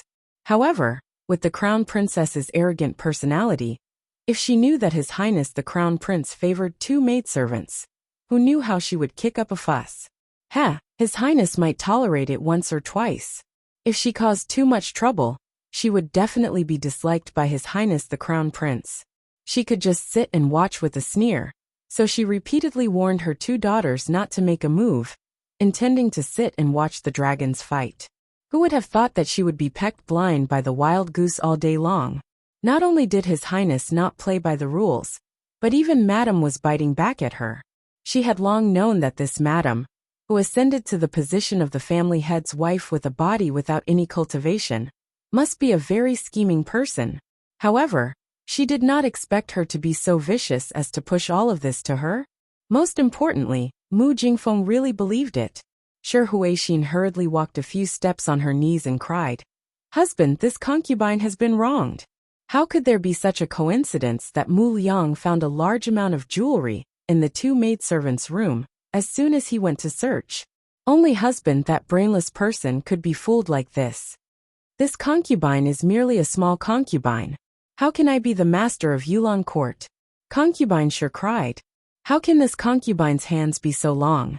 Even if this concubine harbored some ill intentions, there's no way I could." "Shut up." Mu Jingfeng looked at her coldly and kicked her to the side. Mu Rouyun and Mu Ruyan became anxious.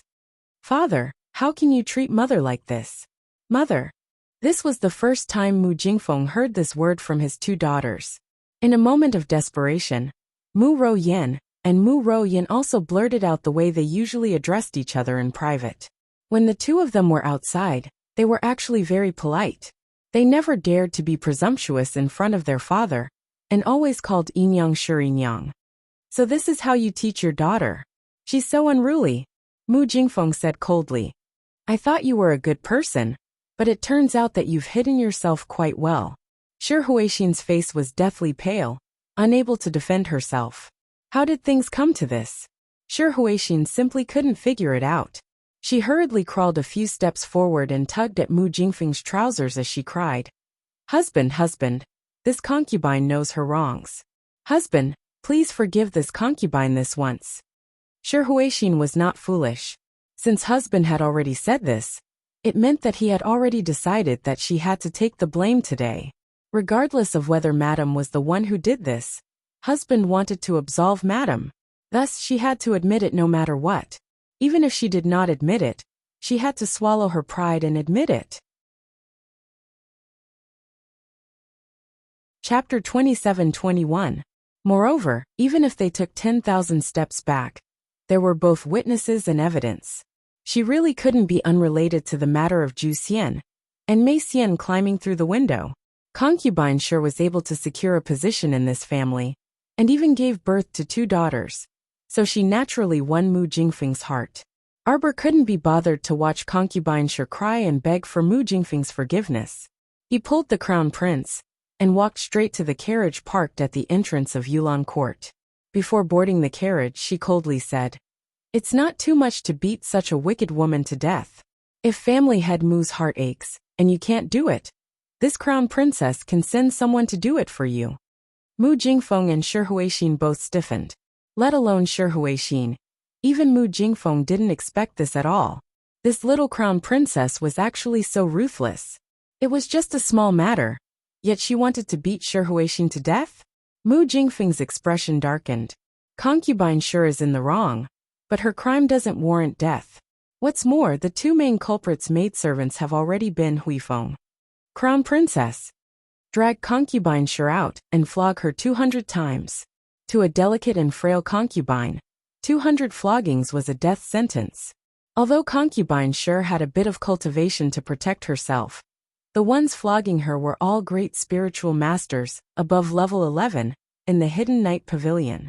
Let alone 200 floggings.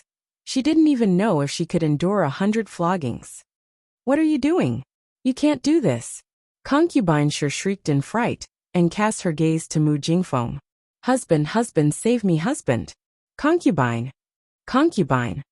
Mu Ro Yin and Mu Ro Yun were very anxious, and they hastily came up to drag their mother away. Huifeng rudely blocked them with his sword and coldly said, "Unrelated people should all stay away. Don't obstruct official business." When the carriage moved, concubine Shi's wretched wails had already spread. Arbor coldly lowered the carriage's curtains, not the least bit moved by her words. "Jojo." Prince Emo reached out and pulled the little fellow into his arms, shaking her little body. "Don't be angry, okay?" Arbor was a little angry with herself. These 2 days, she should have left after receiving the compensation, but she still insisted on staying in the Mu family that didn't like her, causing the crown prince to suffer for no reason. It was bad enough that she had to suffer, but now this little concubine mother dared to bully her man. She was simply acting recklessly.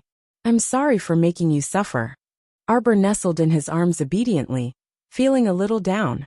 Crown Prince Emo was taken aback, and the messy thoughts in his mind instantly vanished without a trace. Jojo was not angry with him. Jojo was worried about him. The Crown Prince was so happy that he wanted to fly. He hugged the little fellow and said softly, "It's good that you're not angry with me." "Why would I be angry at you?" Jojo thought about it and rolled his eyes at him. "I'm not a fool. If I don't believe you, I'll believe those gossipy girls." What was there to believe in those people? They were just a bunch of passers-by, so there was no need to pay attention to them. Prince Mo's eyes curved into a smile. "Jojo, Your Highness, His Excellency the State Preceptor's carriage is coming." The coachman subconsciously slowed down. Prince Mo, who was interrupted, frowned slightly and said in displeasure, "You even have to ask this? Go over." The 2 carriages, one on the left and one on the right, entered the palace road leading to Lushing Gate at the same time. However, the State Preceptor's carriage was carried by 16 people, so it moved rather slowly.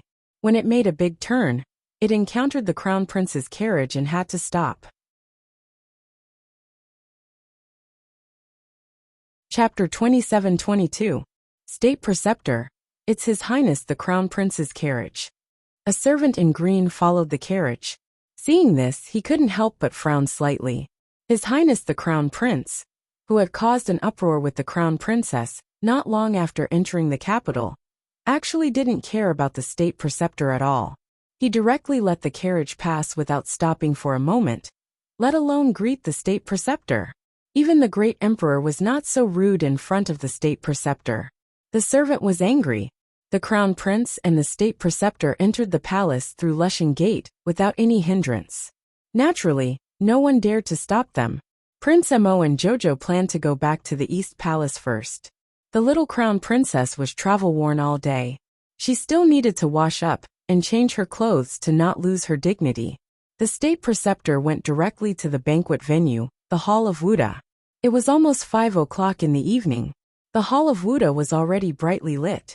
The officials who arrived first had already exchanged greetings, and now sat down in front of several tables. Several officials stood in the middle of the hall with their families, and chatted with others. The women were also familiar with each other. Today's banquet in the Hall of Wuxia was actually a late welcome banquet for the Crown Prince and the Crown Princess. Those who could be present were generally officials of the 3rd rank and above, and their families. Of course, martial arts were popular in the Divine Land. People from the 6 aristocratic families and several major sects were also invited. These clans were naturally great aristocratic families that could hold their own in the outside world. His Majesty has arrived. Everyone stood up and bowed in the direction of the door, saluting in unison. Your Majesty, rise. The great emperor was in a good mood today. He just received news that the little brat and his wife had a quarrel with the Mu family and returned to the palace. State Preceptor is here. Before everyone could sit down, they hurriedly faced the door and bowed again. State Preceptor. A man slowly walked in through the door. His face was very handsome, and there was a hint of a smile between his eyebrows. He looked like a flowing wind and a swimming dragon. His entire person was like a venerable bathed in holy light. He looked to be in his early 20s.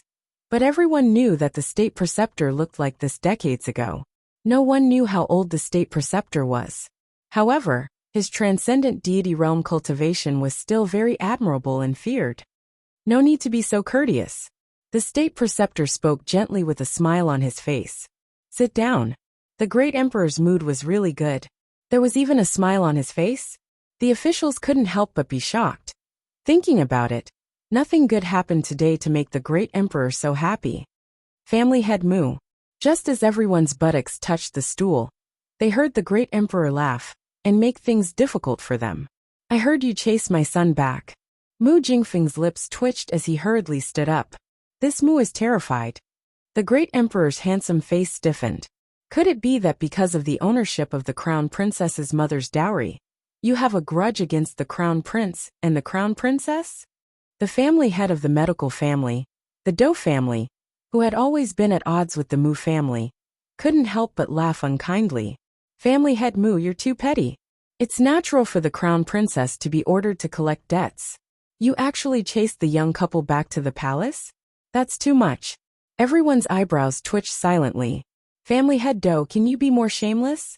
Mu Jingfeng's face darkened. Just as he was about to refute, he heard a voice outside the door. Crown Prince, the crown princess has arrived. Chapter 27-23. Everyone looked up at the same time. Both of them were dressed in black formal attire, with a circle of golden silk and red thread around the sleeves and corners of their robes. The crown prince's posture was tall and straight. The crown princess's icy appearance was elegant and natural. The moment these two entered the main hall, they immediately stole everyone's attention. Even the sound of everyone's breathing subconsciously became softer as they stared unblinkingly at the two of them. Sitting on his throne, the emperor inexplicably felt a little stifled as he watched the scene before him. Because, regardless of whether he admitted it or not, these two little brats actually looked so compatible. It was as if time had returned to the past. He actually seemed to see his flawlessness behind them. The emperor's gaze softened slightly. At the same time, the gazes of the various aristocratic families' patriarchs, various officials, madams, and noble ladies also landed on the couple in the middle of the hall. There were truly some who were envious, some who were jealous, some who were emotional, and some who were praising them. Amidst these gazes, Arbor only felt a scorching gaze land on her. She reflexively turned her head and met a pair of cold and heavy eyes the moment she looked up. Within those gloomy eyes, a faint green light flashed and disappeared, immediately causing her heart to feel slightly cold. More than that, a sliver of fear coiled around her heart like a venomous snake. Feeling the warmth in her hand, Arbor looked up and saw Prince Emo looking down and smiling at her. Only then did the uneasiness in her heart subside a little. But heaven knew that in that instant, she was shrieking and cursing in her heart. Not dead? Not dead, not dead? That guy Omega Kotoku really didn't die. The body she shot to death on Seikong planet was nothing more than an unremarkable clone of that man. It would be a lie to say that she wasn't disappointed. The second young master naturally also saw the shock and disgust hidden in the little fellow's eyes, and a faint anger involuntarily surfaced in his heart. What was going on? It shouldn't be like this. She shouldn't be disgusted with him. The second young master didn't know why, but a voice kept echoing in his heart like a curse. She should be his. She was his.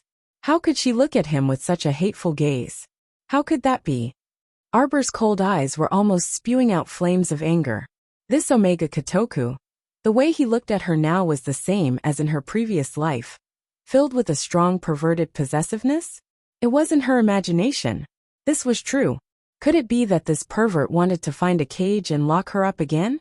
At the thought of this, Jojo could not help but feel as if the blood in his body had frozen. His entire body was slightly stiff. She wanted to gouge his eyes out.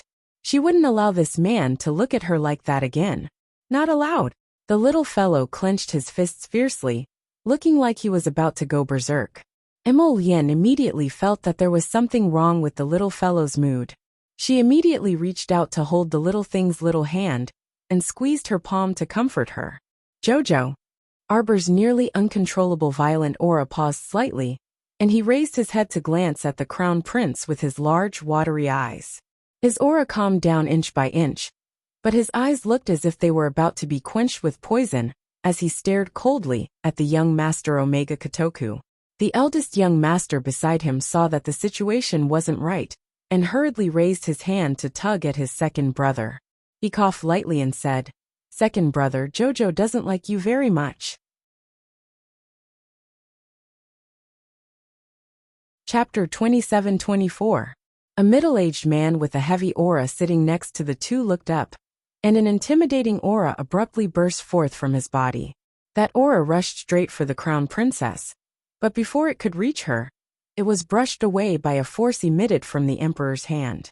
Family head Qin, why are you suddenly making things difficult for the crown princess? The emperor's expression didn't change as he asked indifferently. Qin Hong laughed heartily, which clearly didn't match the gloomy expression he was looking at the crown princess with. This old man made a slip of the hand. "Please forgive me, your majesty." Made a slip of the hand? Who are you trying to fool? Just now, that powerful force was clearly aimed at the crown prince consort. If the emperor hadn't intercepted it, the crown princess might have already collapsed to the ground. Seikong Star Battle Squad has arrived. The eunuch's abrupt voice broke the slightly awkward atmosphere. Everyone's mouths couldn't help but twitch, and they asked each other with their gazes, "Who is this Seikong Star Battle Squad? Why haven't we heard of them before?"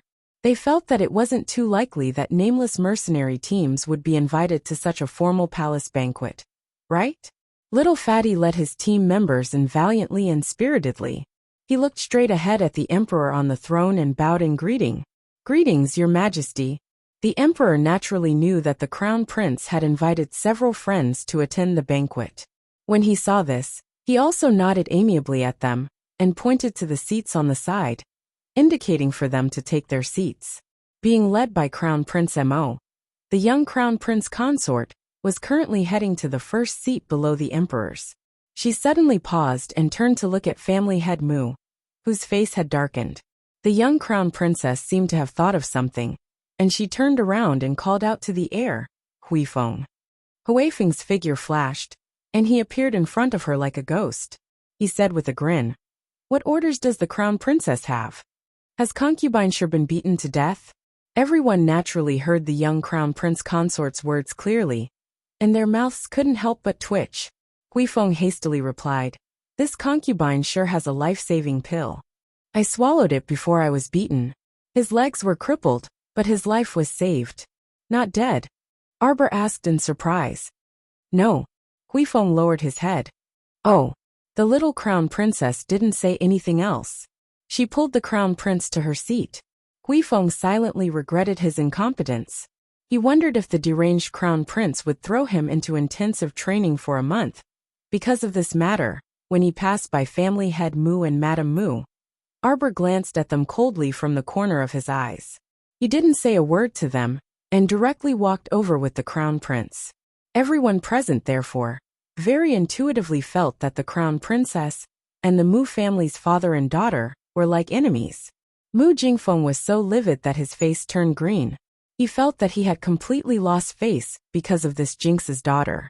Qi Xianxian sat in front of the table, her eyes darting around as she curiously sized up family head Mu. She had heard a lot of gossip in the past few hours, and she felt that each and every one of them was incomparably explosive. Sigh. She didn't expect that she would miss out on so many exciting things after being in closed-door cultivation for so many days. It simply made her wring her hands. Qi Xianxian secretly clenched her fists and couldn't help but sigh inwardly. Many things happened to Jojo, but she wasn't able to participate in them in time. Now that she thought about it, it was truly a huge pity. Chapter 27-25. After the two of them sat down, their gazes naturally met with the esteemed state preceptor sitting across from them. This esteemed state preceptor, whose entire body seemed to be bathed in holy light, smiled and nodded at the two of them, appearing to be an extremely gentle person. The young couple looked at each other, and both of them bowed to the imperial preceptor, who enjoyed quite a high reputation. Arbor sank into contemplation, and felt family head Qin's icy gaze land on her from time to time. She didn't remember offending this family head Qin before. If there was any enmity, it was probably the grudge of her killing his son once. Arbor recalled that day when she condensed water into ice and formed an ice arrow that pierced through Omega Katoka's chest. All of a sudden, it was as if his soul had been shattered, and he turned into a fragmented shadow. This shouldn't be his original body. Arbor took a deep breath and suppressed the raging fury in her heart. This person's gaze just now made her feel extremely uncomfortable. Madame Goen has arrived. Arbor felt a slight warmth in her palm, and she looked up at the crown prince's inquiring gaze. She shook her head slightly at him to indicate that she was fine. She turned around and looked at the group that entered through the door. Her graceful figure was wrapped in a crisp red brocade, and her makeup was very exquisite.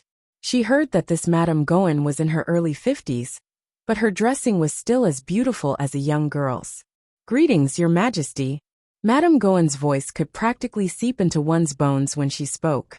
The emperor nodded at her with an indifferent expression, indicating for her to take a seat. Madame Goen pursed her lips in a smile and slowly walked towards Arbor and her husband.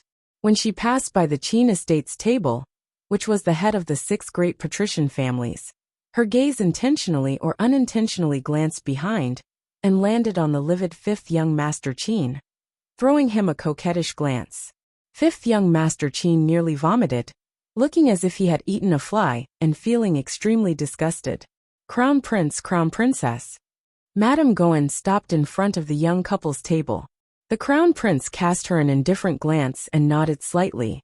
"Madame Goen, Crown Prince calls our country's Madame. Isn't it too much of an outsider?"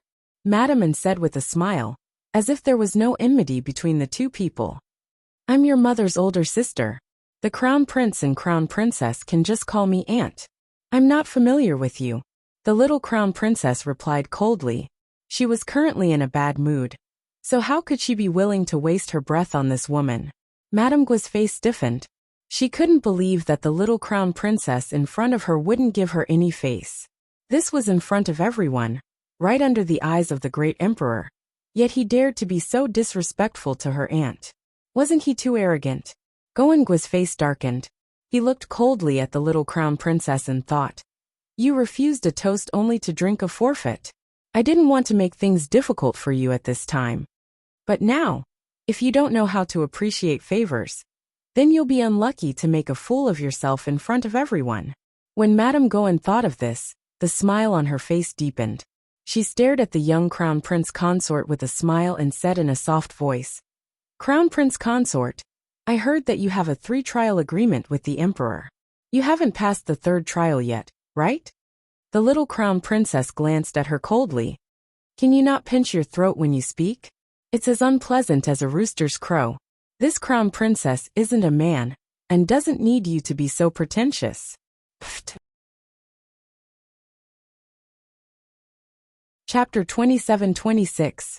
One of the officials spat out a mouthful of wine, and a few more people in the hall pretended to cough to cover up their laughter. "You!" Madame Goen's face turned green with anger. This Crown Princess was too straightforward. It was infuriating. She had interacted with all kinds of people in the past 50 years, but she had never seen such an infuriating young lady. Good. I wanted to give you some face, but I didn't want you to lose too badly. Since that's the case, there's no need to give her any face at all." Madame Goen thought to herself with a cold face. "Goen." The emperor frowned and called out to her unhappily. The 3 questions could have been tested privately. It wasn't appropriate to bring it up in today's setting. If the crown princess won, the emperor would feel like he had been slapped in the face in public. If the crown princess lost, his son would definitely not give him face. In any case, the emperor felt that it was inappropriate no matter what. Madame Goen brought up the test regardless of the timing, and the emperor was somewhat dissatisfied with her. However, Madame Goen was already in a difficult position. She had already mentioned the 3 questions. Could it be that she could scram back to her seat now and ignore what she said earlier? Obviously not. She could only ignore the emperor's oppressive gaze and brace herself to continue. "Crown Prince Consort, do you dare to accept the 3rd question in front of everyone?" With a cold expression, the young Crown Prince Consort sized her up and said bluntly, "How big of a face do you think you have? You dare to make me accept your test? Who do you think you are?" Everyone. The imperial censors chuckled in their hearts. Thinking back to that time in the imperial study, the young crown princess even dared to rebuke the emperor, let alone a mere Madame Goen. She really didn't know what was good for her. Goen backed down. The emperor couldn't help but say. He really couldn't bear to see Goen continue to be stupid. Madame Goen turned and looked at the emperor with grievance. She bowed and said, "Your Majesty, Goen heard that your Majesty still can't make up your mind about the 3rd question. Goen is just being kind and wants to share your Majesty's burden." The emperor wanted to slap this woman to death. "Share your worries, my ass. We didn't say that we were going to test the crown princess now.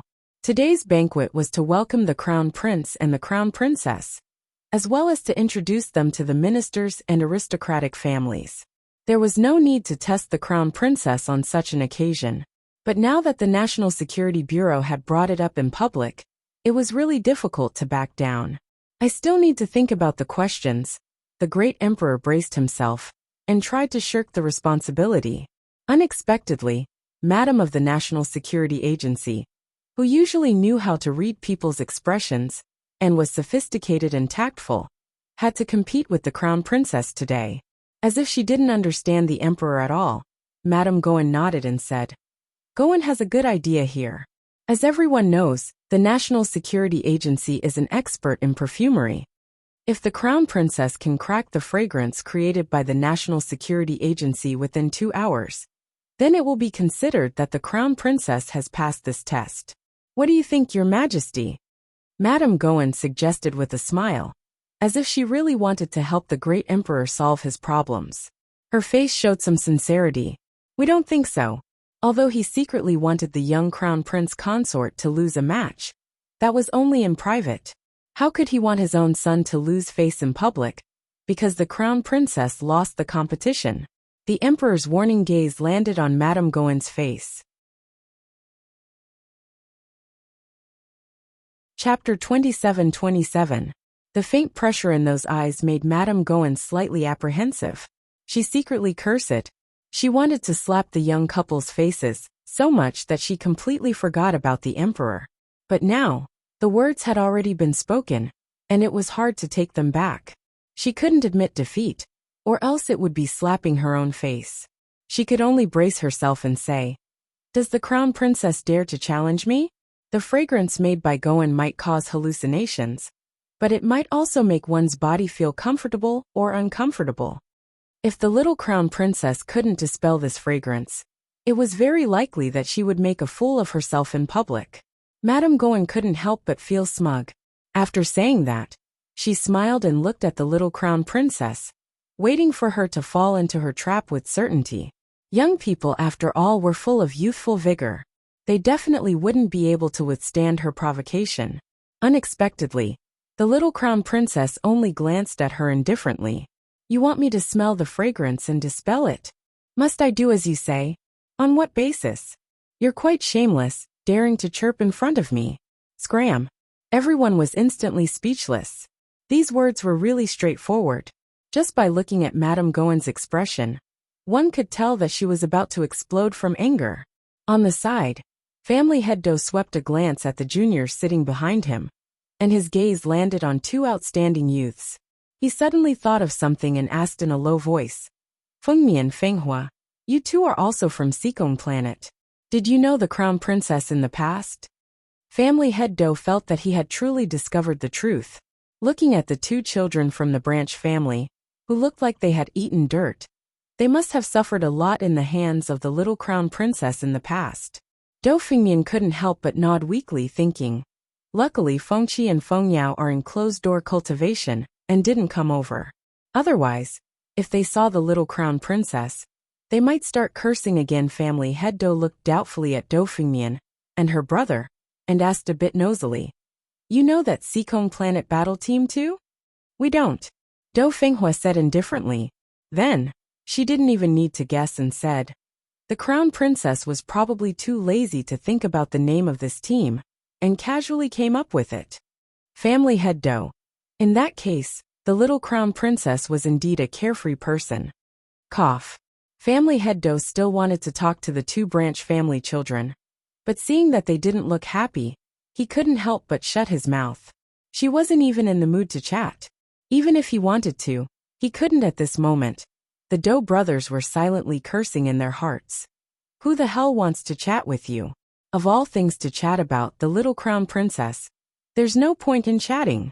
Whoever wanted to mess with the crown princess could do so. It had nothing to do with the brothers anyway. "Gohan," the great emperor said impatiently. "Sit down." Madame Gohan clenched her fists tightly.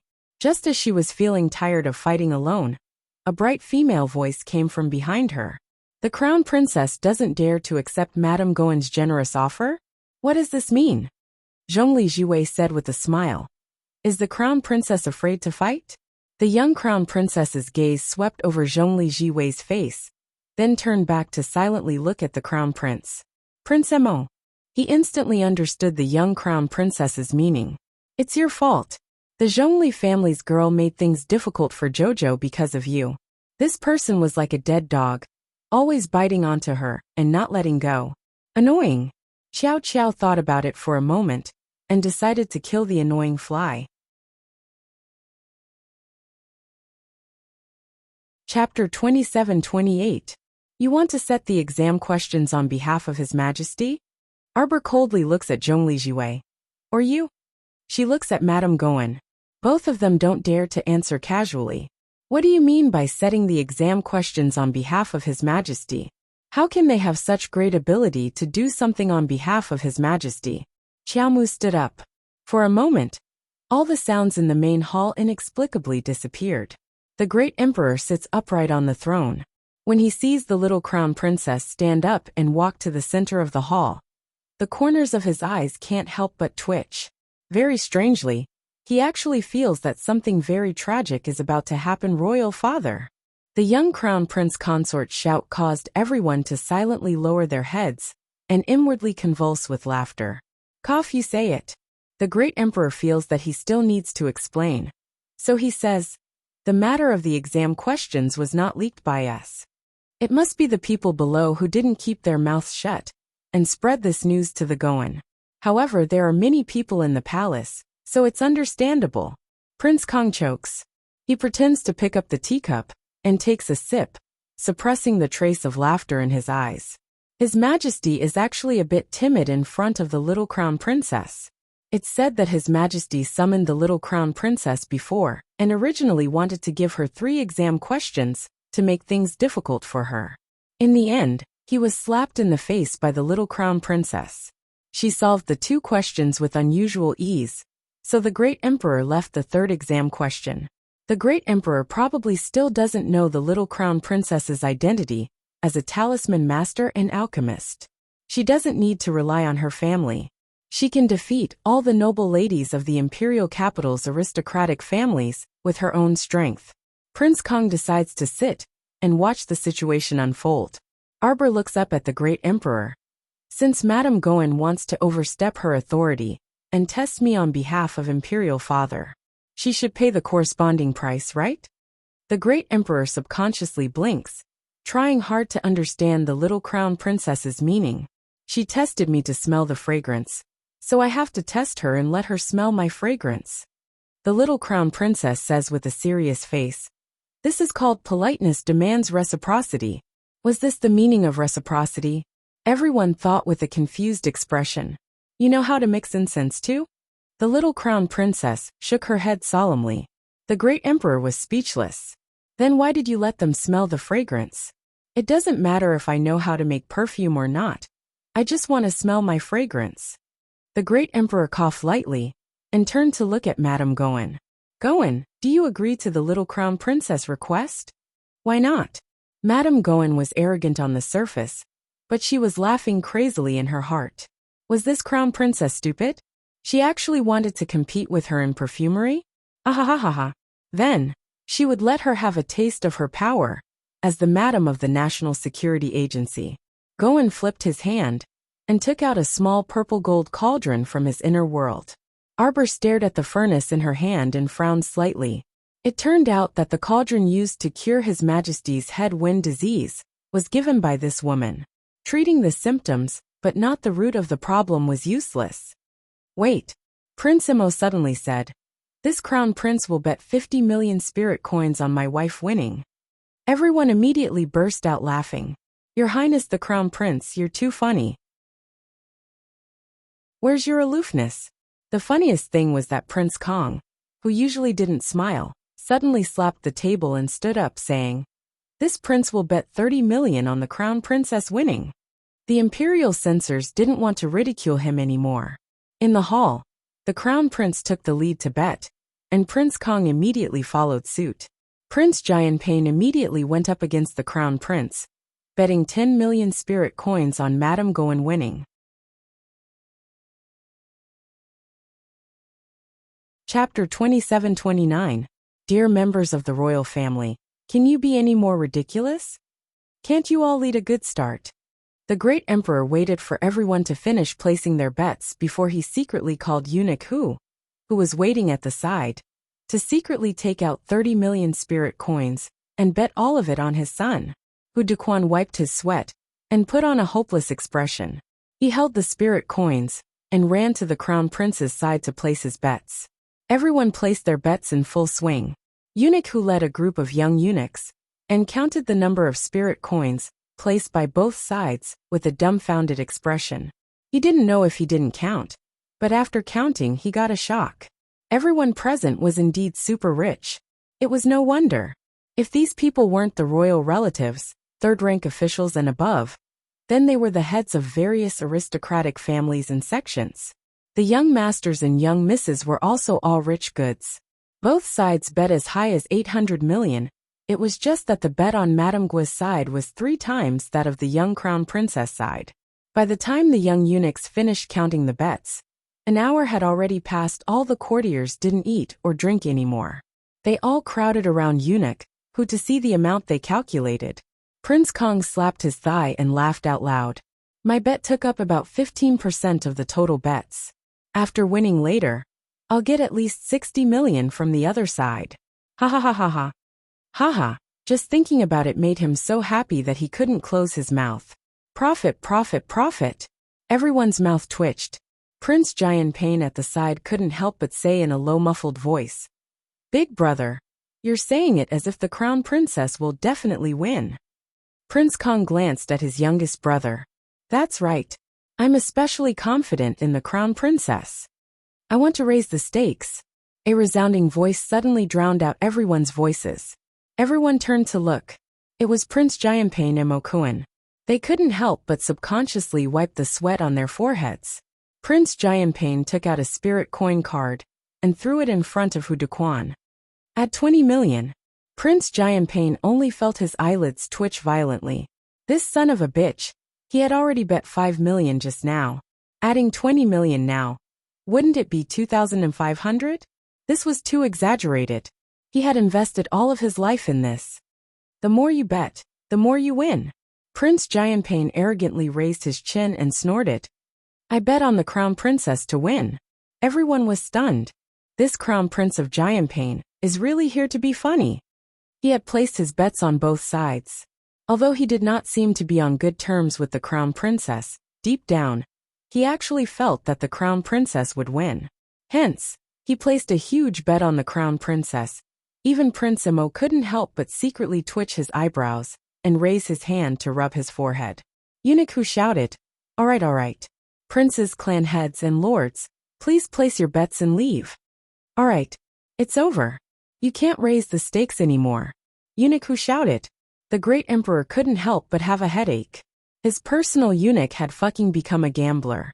On the crown princess side, she had more than 200 million in her capital pool. The crown prince had 5,000, Prince Kong had 3,000, Prince Jianping, and the Dou family had 2,000 each.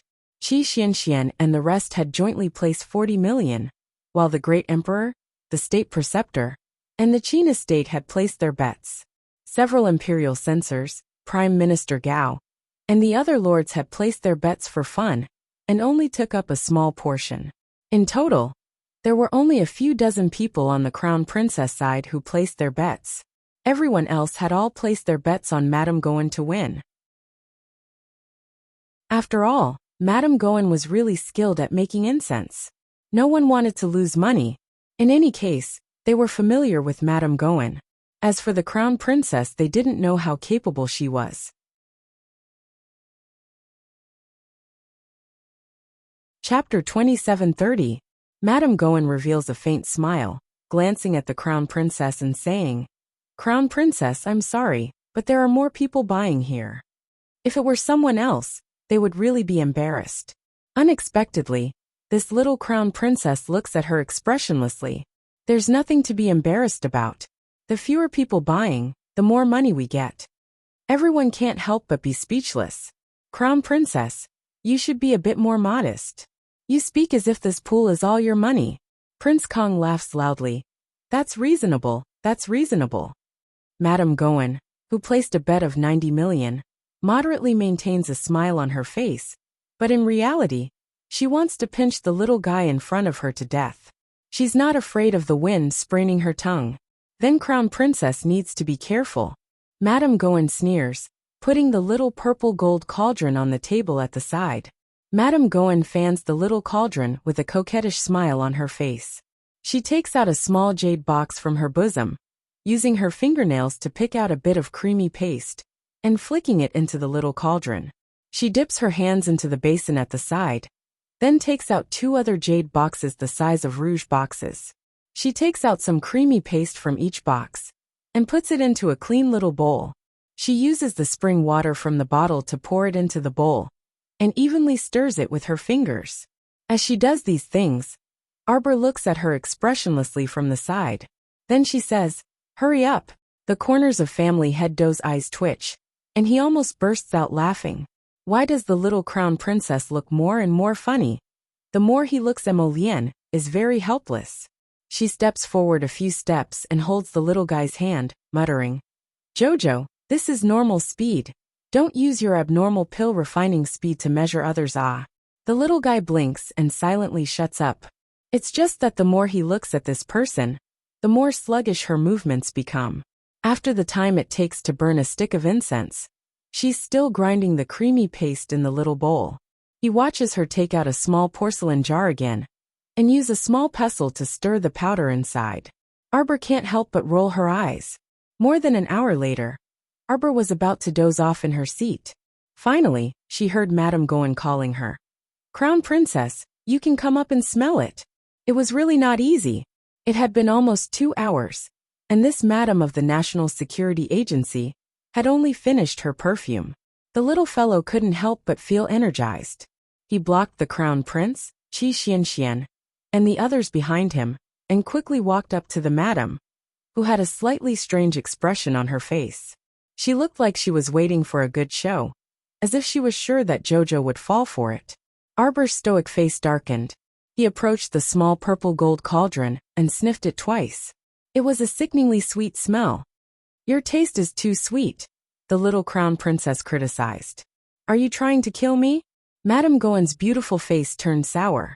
She didn't want to talk to this infuriating little guy. Anyway, she was just waiting to see her make a fool of herself. However, 1 minute, 2 minutes, 10 minutes passed, and the little Crown Princess looked at her expressionlessly. You come closer and sniff more." It must be because the fragrance wasn't enough. The little Crown Princess followed her instructions and sniffed a few more times. After a few minutes, there still wasn't any reaction. Madame Gowan became anxious. She held the cauldron and said to the Crown Princess, You sniff more. It's useless even if I drink it, it's useless to me."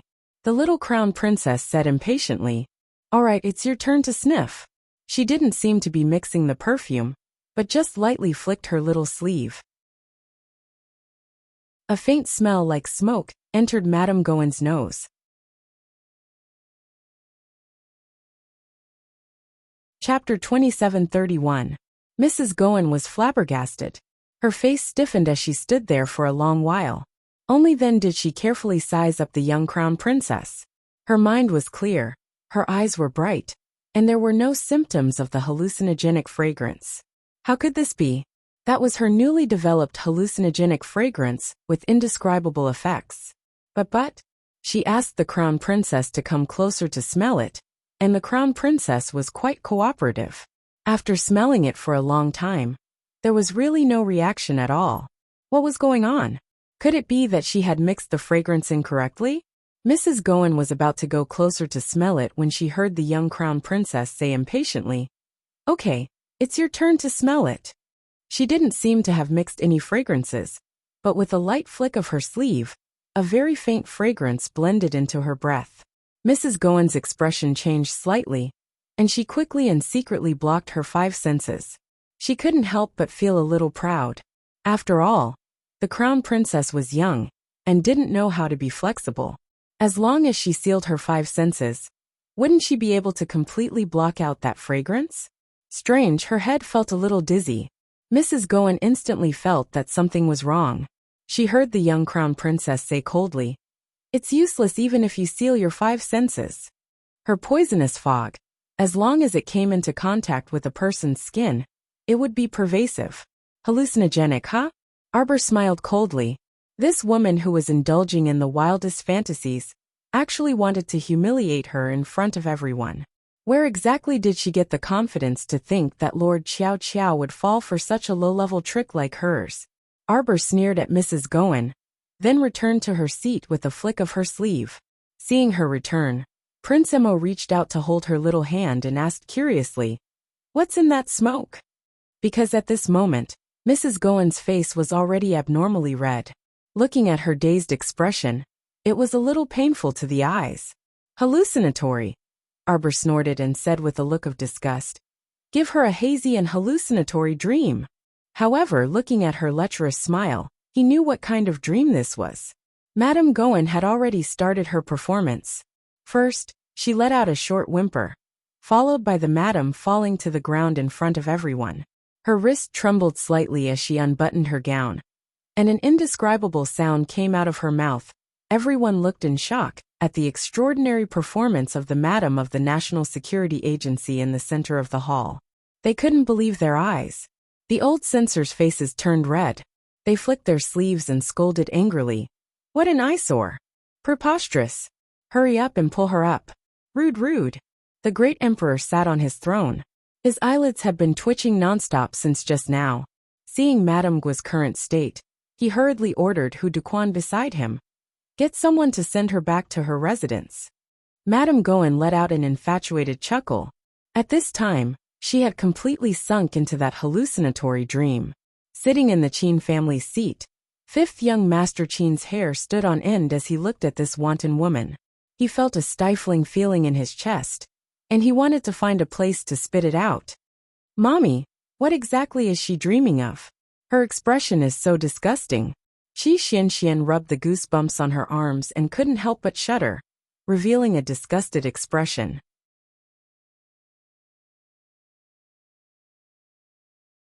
Chapter 2732. It must be a wet dream. Sitting next to her, Mata couldn't help but smile vulgarly. Qi Xianxian turned to glare at him. Shameless? Hey, how am I the shameless one? Mata rubbed his chin and muttered. It's this madam who's shameless. That shameless madam wasn't wearing 2 layers of clothing to begin with. Now that her gown was taken off, half of her fragrant shoulder was revealed. Not only did she mutter, she even started to touch herself. The extent of her actions was simply unbearable to watch. Young Sir Zither, don't go, Madame Goen murmured. Everyone could clearly hear the words, young Sir Zither, and their expressions instantly changed unpredictably. The faces of the Qin family members present all darkened. Fifth young Sir Zither even glared fiercely in young Crown Princess's direction. Arbor was expressionless.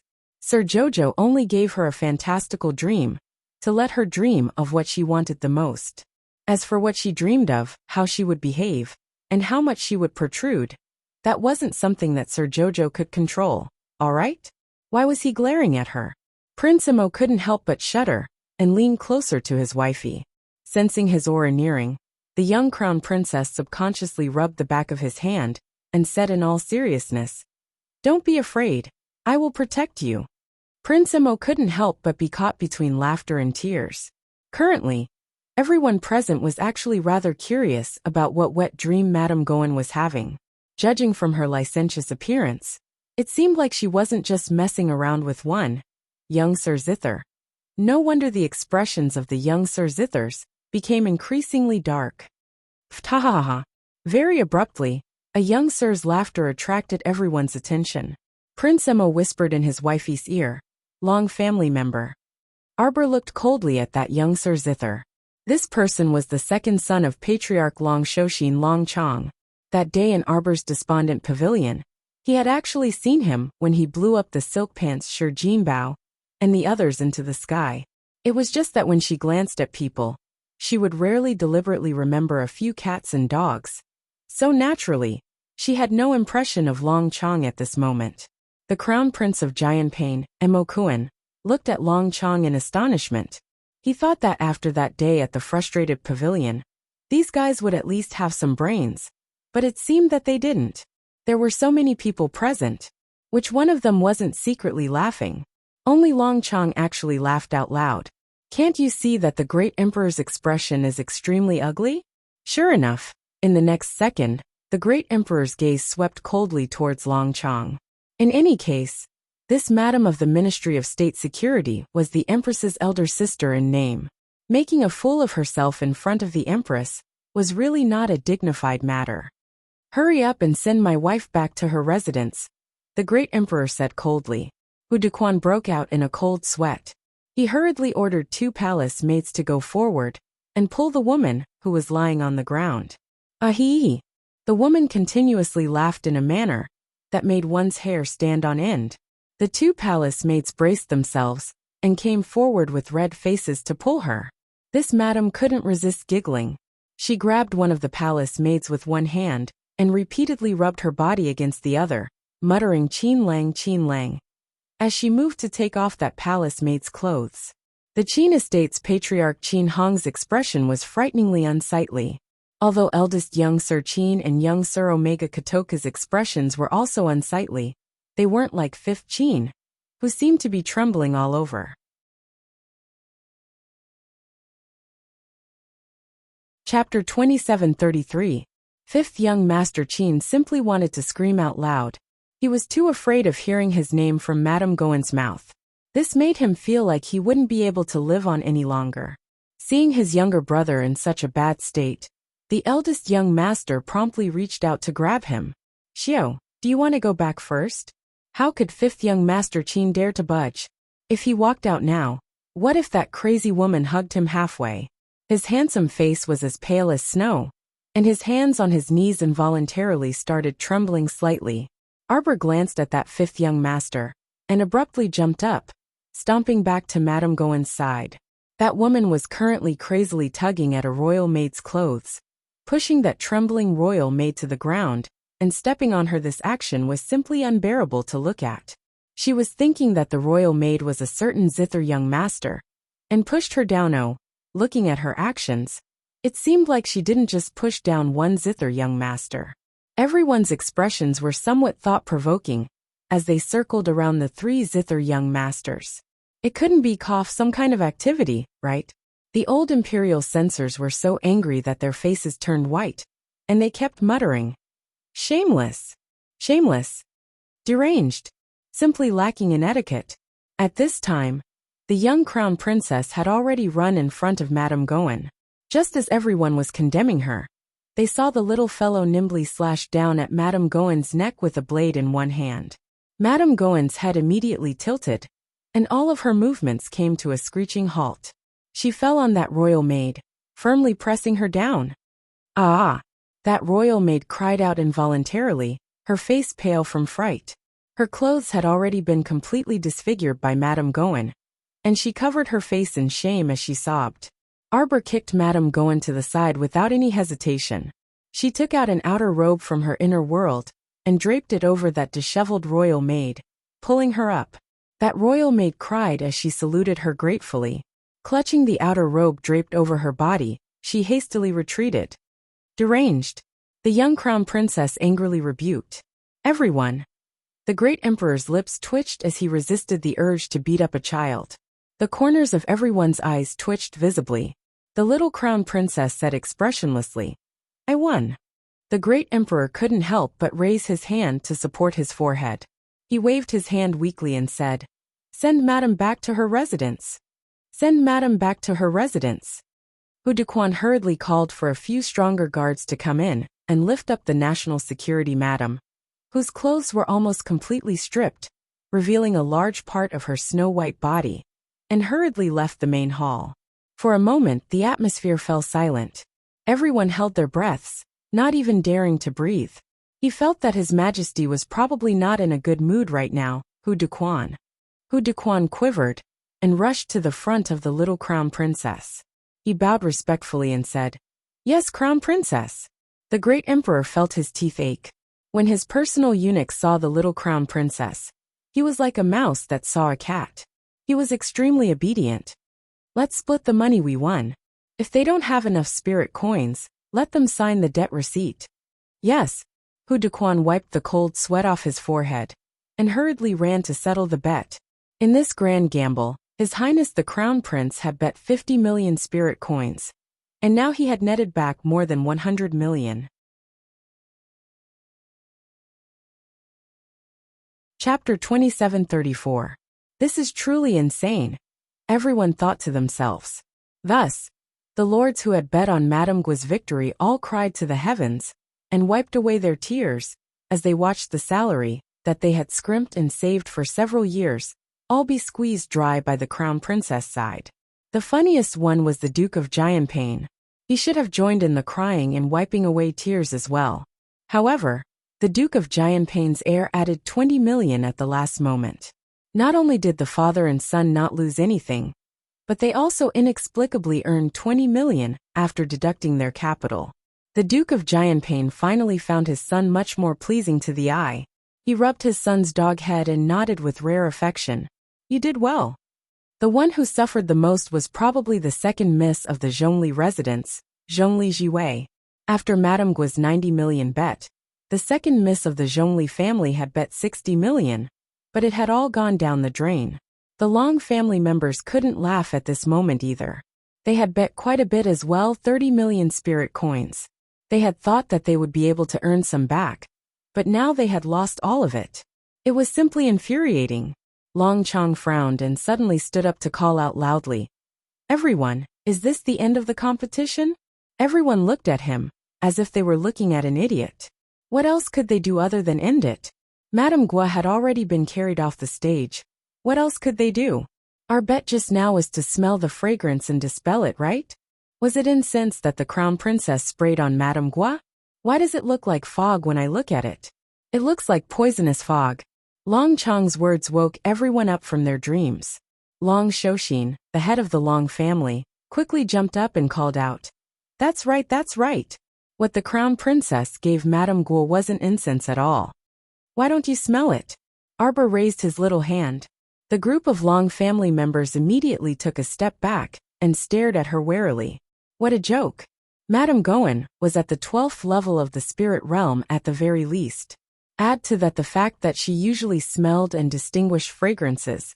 She was very familiar with fragrances. If even she could fall for the young Crown Prince Consort's trick like this, there was no need to mention them. "Crown Princess, please be careful." Patriarch Long's face darkened as he bellowed. Long Chong giggled at the young Crown Prince Consort. "Haha, cousin, we're all one family. Why do you have to go so overboard?" When Long Chong said this, everyone remembered. Wasn't she his cousin?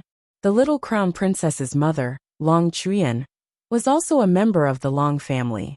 Arbor sneered and looked at Long Chong. "Do you know where the fool who called me cousin last time is now?" Her voice was icy cold, and her gaze was as sharp as a blade, stabbing over with a swoosh. Seeing this, Patriarch Long couldn't help but be stunned. He subconsciously reached out to grab his son's wrist and pulled him back. "What are you doing?" Long Shoshin angrily rebuked. Boom! Xiaomu kicked over, directly sending the short table in front of him flying into the air and charging straight for Long Chong's chest. Long Shoshin had been on guard against her at the time. Now that he saw that she had indeed acted so mercilessly, his eyelids twitched involuntarily. He hurriedly grabbed his son and dodged. Bam! The overturned short table hit the ground with a dull thud. Patriarch Long was so angry that his face was a bit green. He grabbed his son and said angrily, "Crown Princess, what are you doing? You don't understand?" The little Crown Princess summoned the Black Pharaoh from her inner world with a whoosh. "Teaching you a lesson."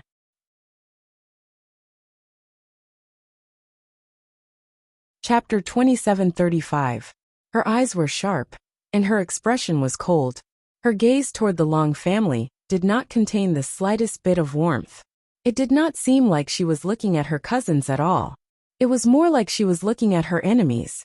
Mu Jingfeng opened his mouth, but he could not help but shut it. Mu Xingchen hurriedly stood up and walked over.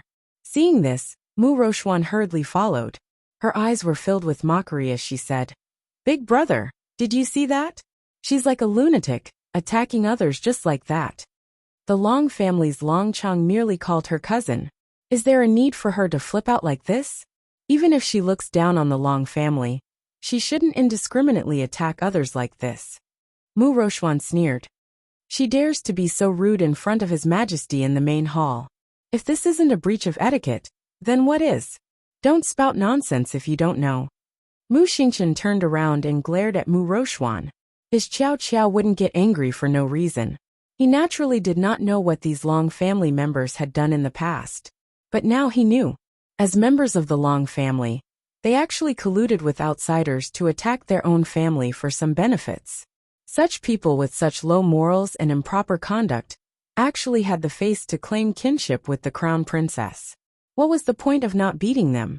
Should they be left for the new year? The Long family is extremely shameless, Mu Xingchen said coldly. Beating them up is their honor. Mu Rochuan looked at her elder brother, walking in front of her in surprise. She kept thinking in her heart, Big brother has never said such harsh words before. This was all because one was influenced by the company one kept. Being so close to that sarcastic young Crown Prince Consort, her eldest brother had also learned bad things from her. Arbor slammed his ferrule down on Long Chong's head. With his father's help, Long Chong dodged in a sorry state. She frowned and raised her hand to throw out 2 8 trigrams binding talismans. Bind! A circle of light in the shape of the 8 trigrams enveloped Long Chong. Within a few breaths, Long Chong was bound on the spot. The little crown princess expressionlessly released a bow and ordered indifferently, "Break one of his dog legs. Let everyone in the Long family remember not to claim kinship in the future. I'm beautiful and gentle. Shut up and get to work." The little crown princess was speechless as she interrupted the mechanical puppet's long-winded praises. She waved her hand and asked it to quickly drag the eyesore Long Chong out. "All right." De Bao raised his head and blocked the Long family members who came forward to stop him with 2 punches. Grabbing the terrified Long Chong, the golem exerted its strength and directly carried Long Chong out of the palace. Everyone was dumbfounded. Long Shoshin was so angry that he extended a finger and pointed at the little crown princess with a trembling finger. Worried about his son's safety, he didn't dare to stay here. He quickly bowed to the great emperor and ran out with the Long family to save Long Chong. Everyone heaved a sigh of relief and hurriedly returned to their seats. The sky outside was already completely dark. This palace banquet had already been held for more than 4 hours. The funny thing was they didn't even eat much. They were only there to bet and watch the show. The great emperor stared at his son speechlessly. The latter had a baffled expression as he lowered his head to look at himself. He was wearing a black formal suit that was slim-fitting and fitted. There was nothing wrong with it. The great emperor held his breath in his chest. "Look at this bandit wife you married. What did she do to a good banquet?" His son immediately glared back at him.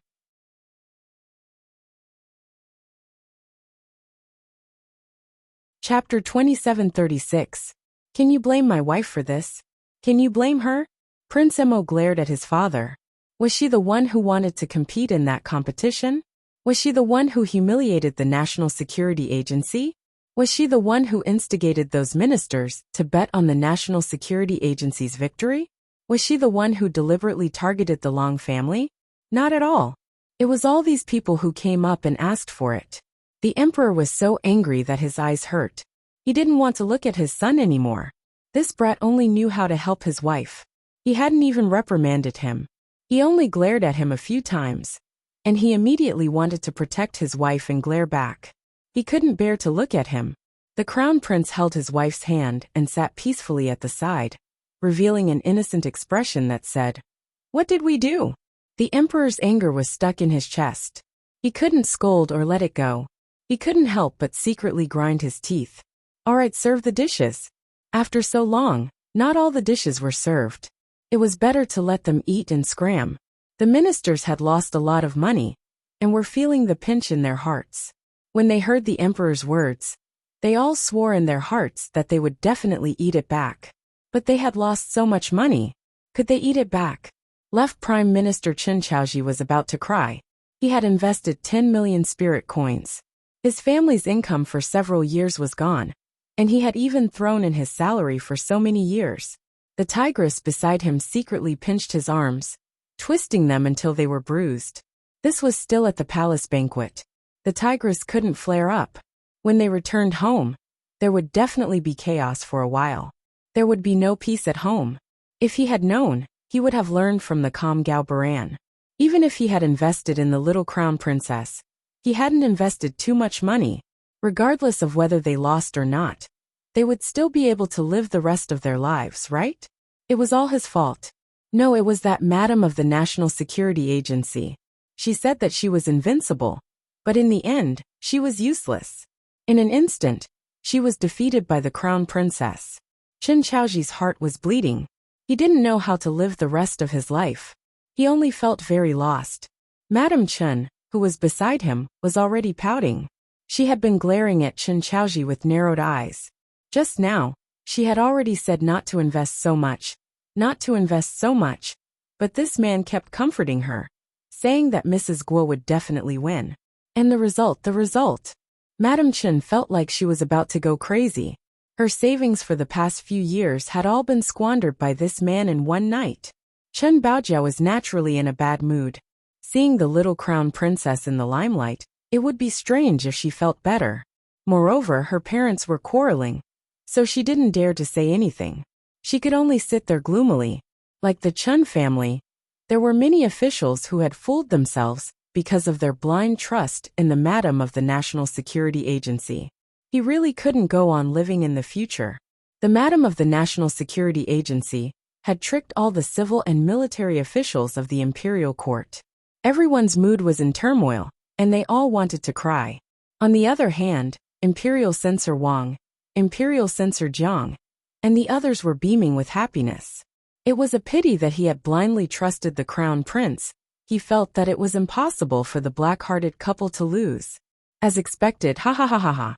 The few censors who had made a small profit were very shamelessly happy in their hearts. However, on the surface, they still looked very serious. The emperor coughed and raised his cup first. My son and daughter-in-law have just returned to the capital. In the future, I will need everyone's support.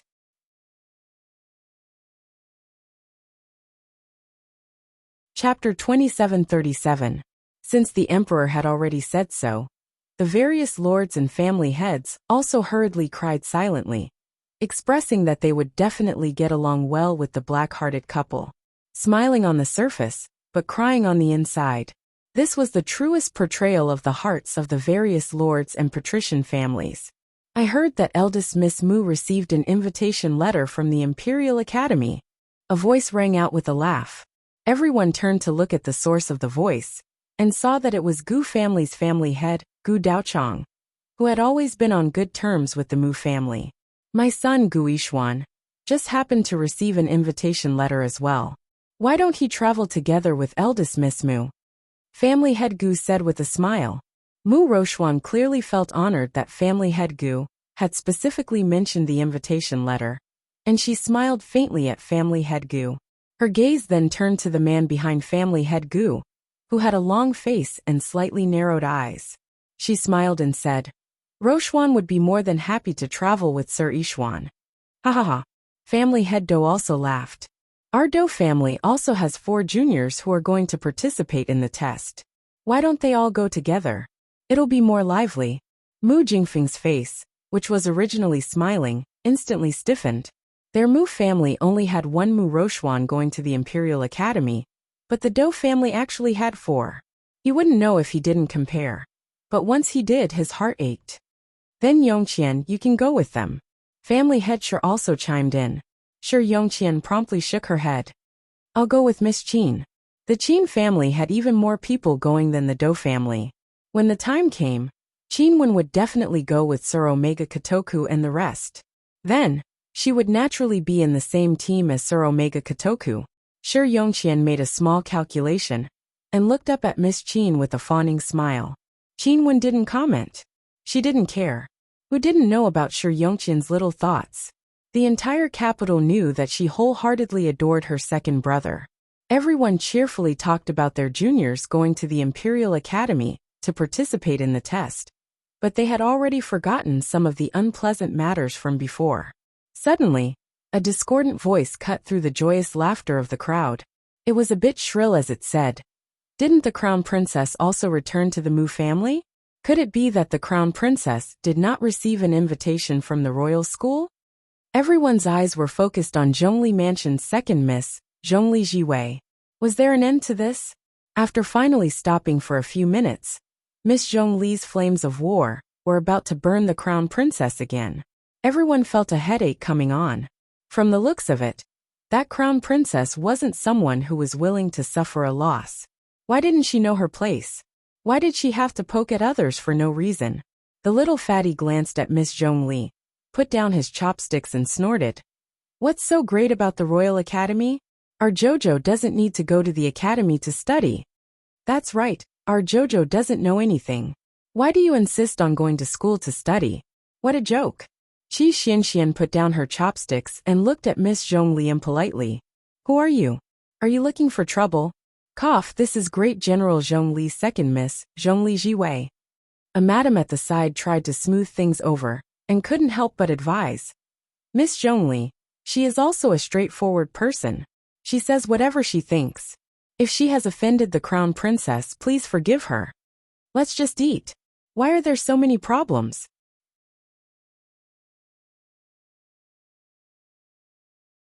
Chapter 2738. Mata poked at the dishes on her plate and glanced indifferently at Miss Zhongli. What are you showing off for?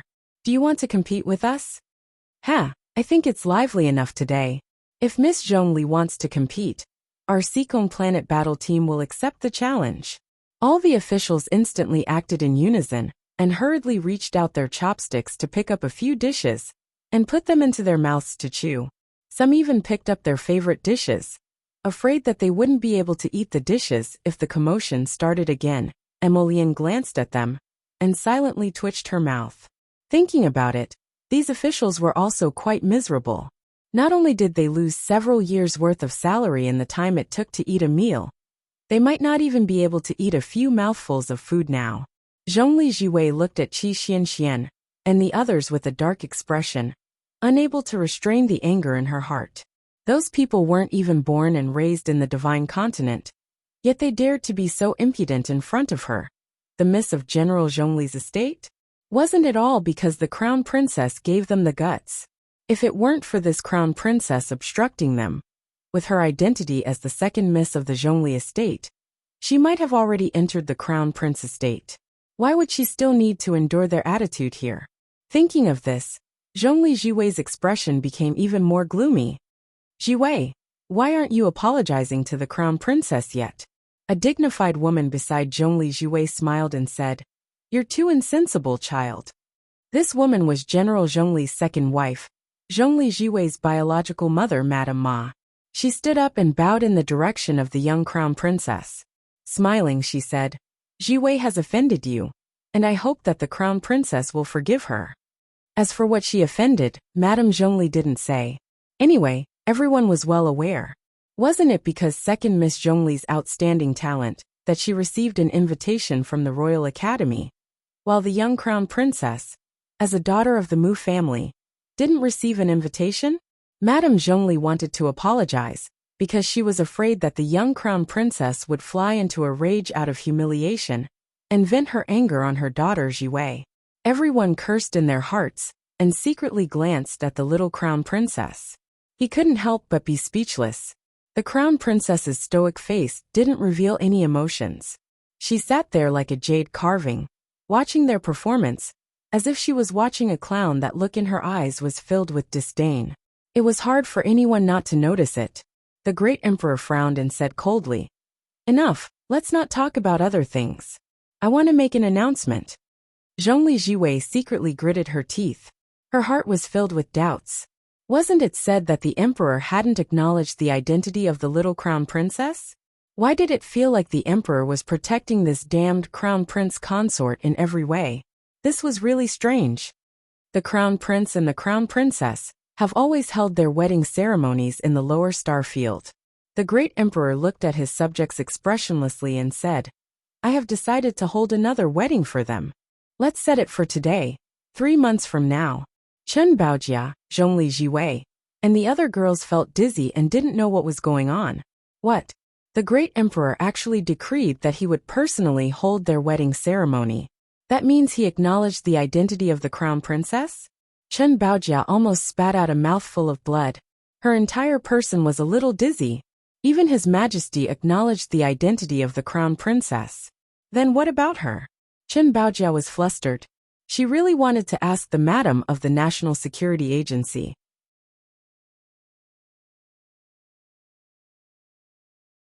Chapter 2739. But when she looked up, Minister of State Security was not there. She thought about it carefully. Wasn't Minister of State Security knocked out by the crown princess and carried away? Chen Baojia was anxious, angry, and uncomfortable. She was on the verge of collapse. She was muddle-headed and very uncomfortable. On the other side, Zhongli Jiwei was not much better than her. If she could, she really wanted to stand up and ask His Majesty why he made such a decision. Originally, in the entire Great Divine Province, except for the imperial capital, very few people knew that their crown prince brought the little crown princess back to the capital. If the wedding ceremony was held and announced to the world, then what should she do? What should she do? Madame Zhongli looked worriedly at her daughter sitting beside her. She quickly reached out and held Zhongli Jiwei's hand. She couldn't help but secretly hate the Madam of the National Security Agency, who couldn't do anything right. If Madam of State Security had not repeatedly mentioned how good the Crown Prince was, and how many benefits there were to enter the Crown Prince's residence, how could her daughter be like this now? She had only seen the Crown Prince a few times, and yet she was so dead set on that man? Mrs. Zhongli was so angry that she gritted her teeth. She had completely forgotten that she had followed Madam of State Security and encouraged her daughter to do everything she could to capture the Crown Prince's heart. Chen Chaoji stood up and bowed. "Isn't the wedding ceremony a bit too hasty, Your Majesty?" As soon as he said this, everyone immediately realized that the Emperor and the Crown Prince's faces darkened at the same time. They were really in sync. "Are you questioning my decision?" the Emperor asked coldly. An oppressive aura pressed down on Chen Chaoji. Minister's face immediately turned gray. He quickly cupped his hands and said, "Well, after all, the Elder Council still hasn't said anything." When Ministers mentioned the Elder Council, the Emperor's face became slightly better. Ministers Chen Chaoji was slightly relieved. He quickly said, "Your Majesty, the Elder Council had decided to let the Crown Prince marry Princess Jing Linyao of the Panga clan. Princess Jing is brave and smart, and her cultivation level is very high. She is a rare female cultivator, who is a level 14 great spiritual master." The more Chen Chaoji spoke, the smoother he became. Princess Jing might have to undergo the 5 spirits reincarnation test in the next few years. Also, the Panga clan has such a marvelous item. It will not be a problem for Princess Jing to pass the tribulation. That's right, Your Majesty. After all, as everyone knows, female cultivators only have a 1% chance of surviving the 5 spirits reincarnation tribulation. It's rare to see a woman as intelligent and resourceful as Princess Jing. General Zhongli stroked his short black beard and nodded as well, speaking in a matter-of-fact tone. Zhongli Jiwei was quite proud of herself. She looked at the little crown princess provocatively. Without the approval of the Elder Council, even if the Emperor wanted to arrange a marriage between you and the Crown Prince, he would have to consider whether the Elder Council's decision could be approved. Lord State Preceptor, you are experienced and knowledgeable. What do you think? The State Preceptor, who had not spoken since the beginning, was suddenly affected by the flames of war. He was not surprised. He just calmly looked at Chen Chaoji, who had dragged him into the water. The State Preceptor nodded slightly. According to the past practice, the Crown Prince's marriage must be approved by the Elder Council. At least half of the Elder Council's members must approve. Right now there were 7 elders in the Elder Council.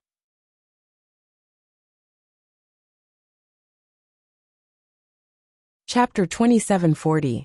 Except for the chief elder who is always wandering outside, the other 6 elders are naturally here. Invite them over, and make a decision immediately. It's not a big problem, Chen Chaoji said with certainty. Chen Baojia's mood finally improved a little at this time. Thinking of what her father said to her before, she suddenly had a few smiles on her face. The decision of the Council of Elders would definitely not pass.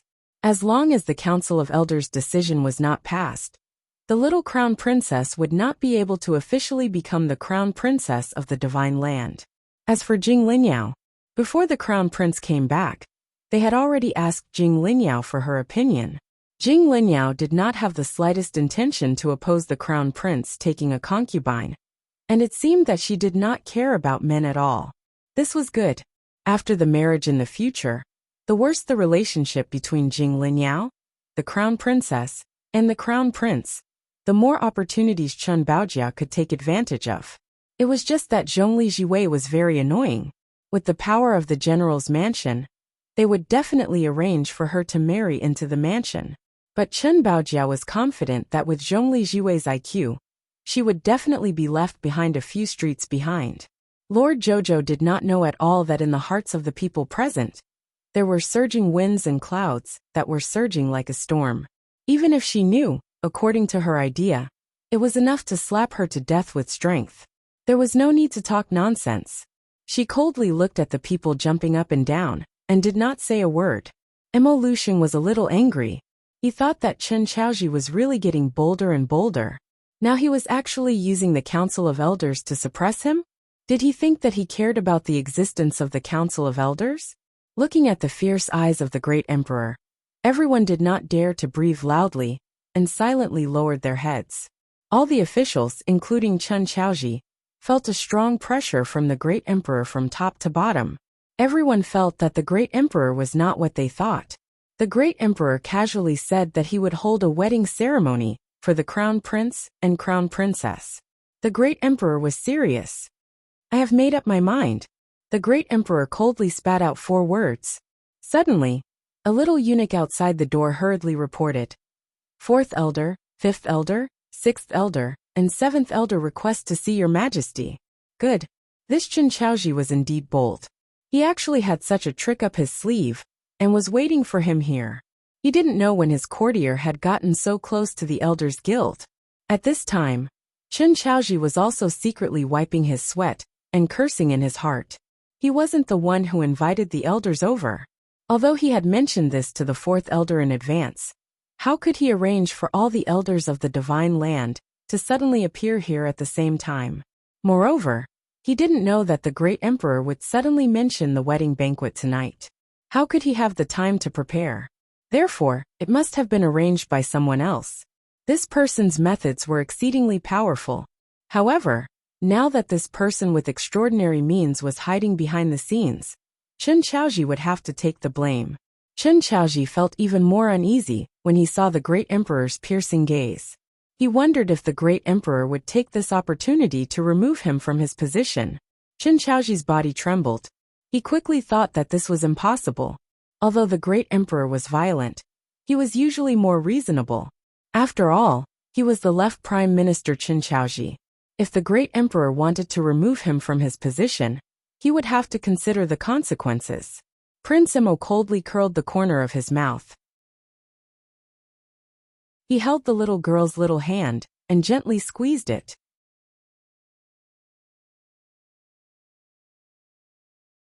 Chapter 2741. The crown prince's fingers were slender, and his palm was dry and warm. The message he conveyed was, "Jojo, don't worry." Jojo didn't care at all. He looked at everyone present coldly, as if he was watching a clown show. Of course, she was at ease. She wasn't worried at all about what would happen next. The little guy had blind confidence in Prince Emo. In any case, her husband could settle everything. As they spoke, the 4 green-robed elders entered the hall at the same time and bowed to the great emperor on the throne. "Greetings, your majesty. Greetings, your majesty." The great emperor nodded slightly with a heavy expression. "Elders, why have you come together?" 4th elder walked out first and said indifferently, "We heard that the great emperor has decided to reorganize the wedding banquet for the crown prince and the Mu family's young lady." The great emperor couldn't help but laugh. These people's sources of information were quite fast. He looked at Chen Xiaoji coldly.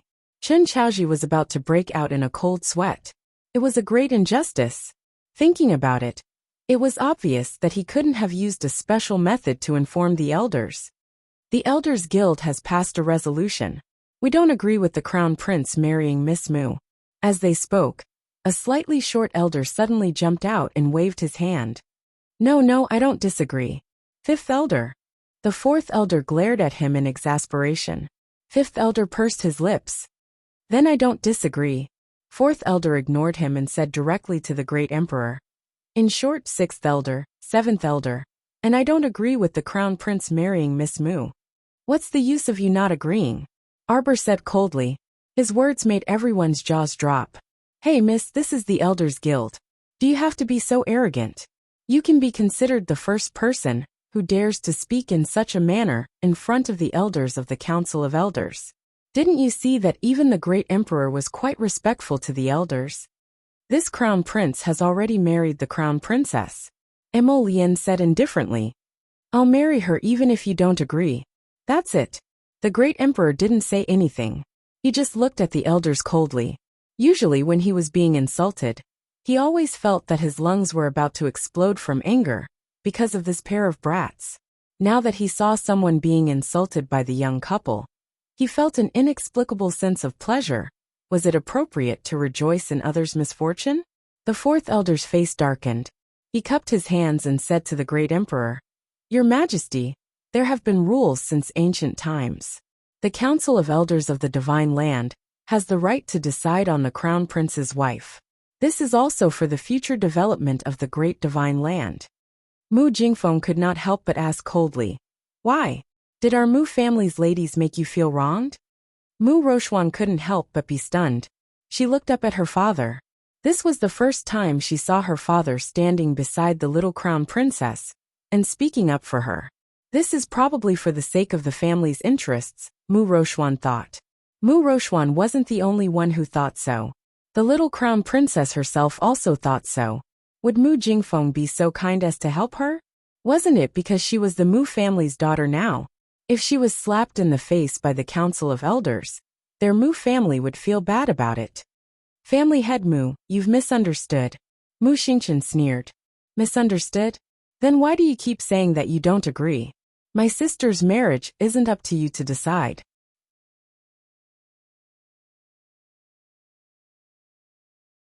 Chapter 2742. Fourth Elder glanced at Mu Xingchen with an ugly expression. This matter needs to be considered at length.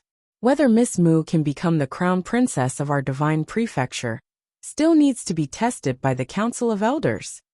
Zhongli Jiwei almost laughed out loud. Another test. Being the crown prince's imperial concubine was truly sullen. Her mocking gaze landed on the little crown princess's face. The latter was expressionless as she looked at them coldly. This isn't a test for any Tom, Dick, or Harry. This crown princess has to accept it. The emperor's mouth twitched. He suddenly felt that the little crown princess was somewhat pleasing to the eye. Because he was the brat's father, the crown princess tolerated him and was willing to accept his test. As for others, the little crown princess did not give them any face at all. Crown Prince Emo glanced at his old dad smugly. Now you know how good my wife is. And how much my wife respected you back then, right? Don't make trouble for yourself. You don't know how lucky you are. The emperor was speechless. What's with the look in my son's eyes? Is it appropriate for him to look at me like he's warning me not to make trouble? What a brat! Crown Prince Emo faintly swept him a glance before retracting his gaze. Fourth Elder was so angry that his nose was crooked.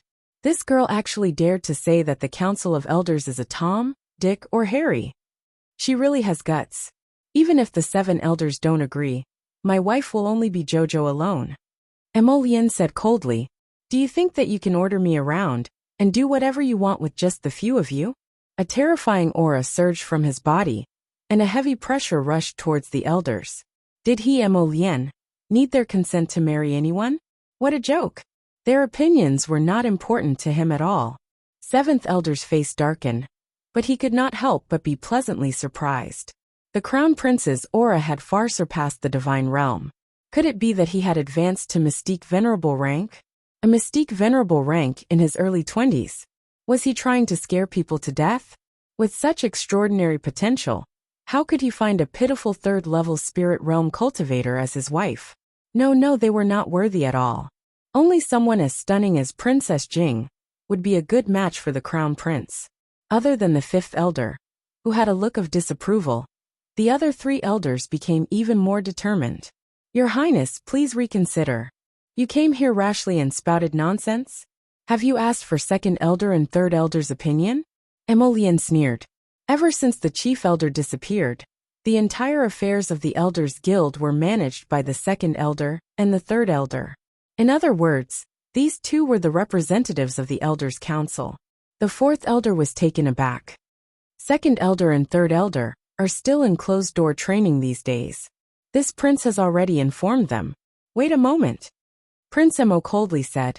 The 4th Elder and the others couldn't help but be stunned again. The 5th Elder hurriedly tried to smooth things over. Aya, let's talk things over. Don't make things so tense, okay? The elders are only thinking of His Highness. And His Highness is also very protective of his wife. Neither side has done anything wrong. Let's talk things over. Let's talk things over. The 4th Elder glared at the coward who had shrunk back at the last moment. Scram. The 5th Elder rubbed his nose. The atmosphere in the hall froze. Zhongli Jiwei, who had wanted to mock the young crown princess, did not dare to say anything.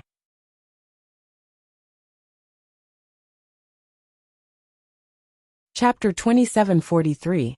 His Majesty did not seem to be in a good mood. If she mocked the Crown Prince Consort now, it might coincidentally trigger His Majesty's anger.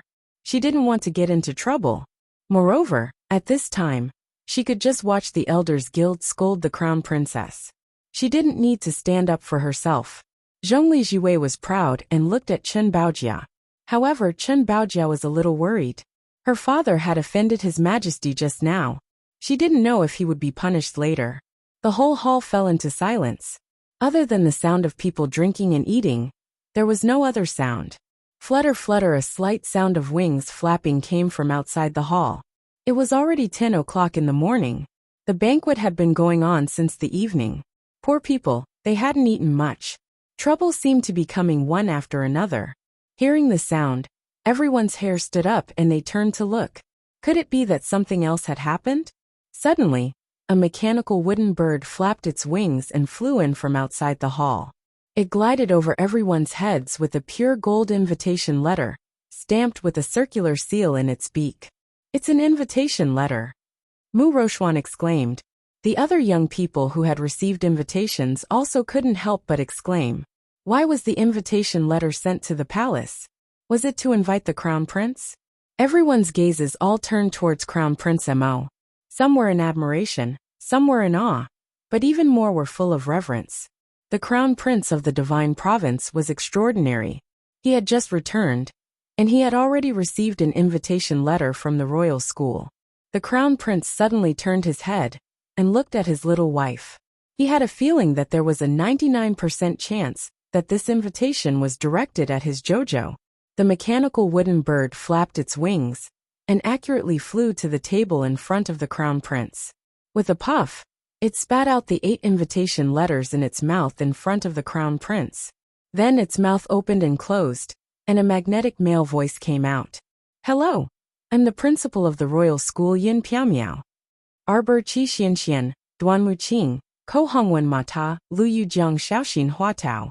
Congratulations to these 8 students. Welcome to the royal school's entrance exam this spring. Please bring this invitation letter to the Wind Thunder City on the 15th of March of this year. At that time, someone will guide you on how to take the test. Everyone was dumbfounded. Qi Xianxian and the others also stood up in a daze and looked suspiciously at the mechanical wooden bird squatting in front of Arbor. What happened? Why were they suddenly asked to participate in the entrance exam? They weren't even familiar with the royal school. Everyone present was extremely shocked. This was because the royal school did not recruit students every year. They would only recruit once every few years. And the students they recruited were all top-notch talents in their respective fields. Moreover, the proportion of female students that were recruited was very small. What was going on now? All of a sudden, he recruited the entire Seekong Planet battle team, and even recruited 2 girls in a row. Although there was a possibility of failing the entrance test, generally speaking, the probability of failing was extremely low. Generally, if one could get an invitation letter, it was basically a done deal to get into the school. Look, why is that invitation letter golden? Yeah, my mechanical wooden bird is Director Chi Duo's voice. Why is this Principal Yin?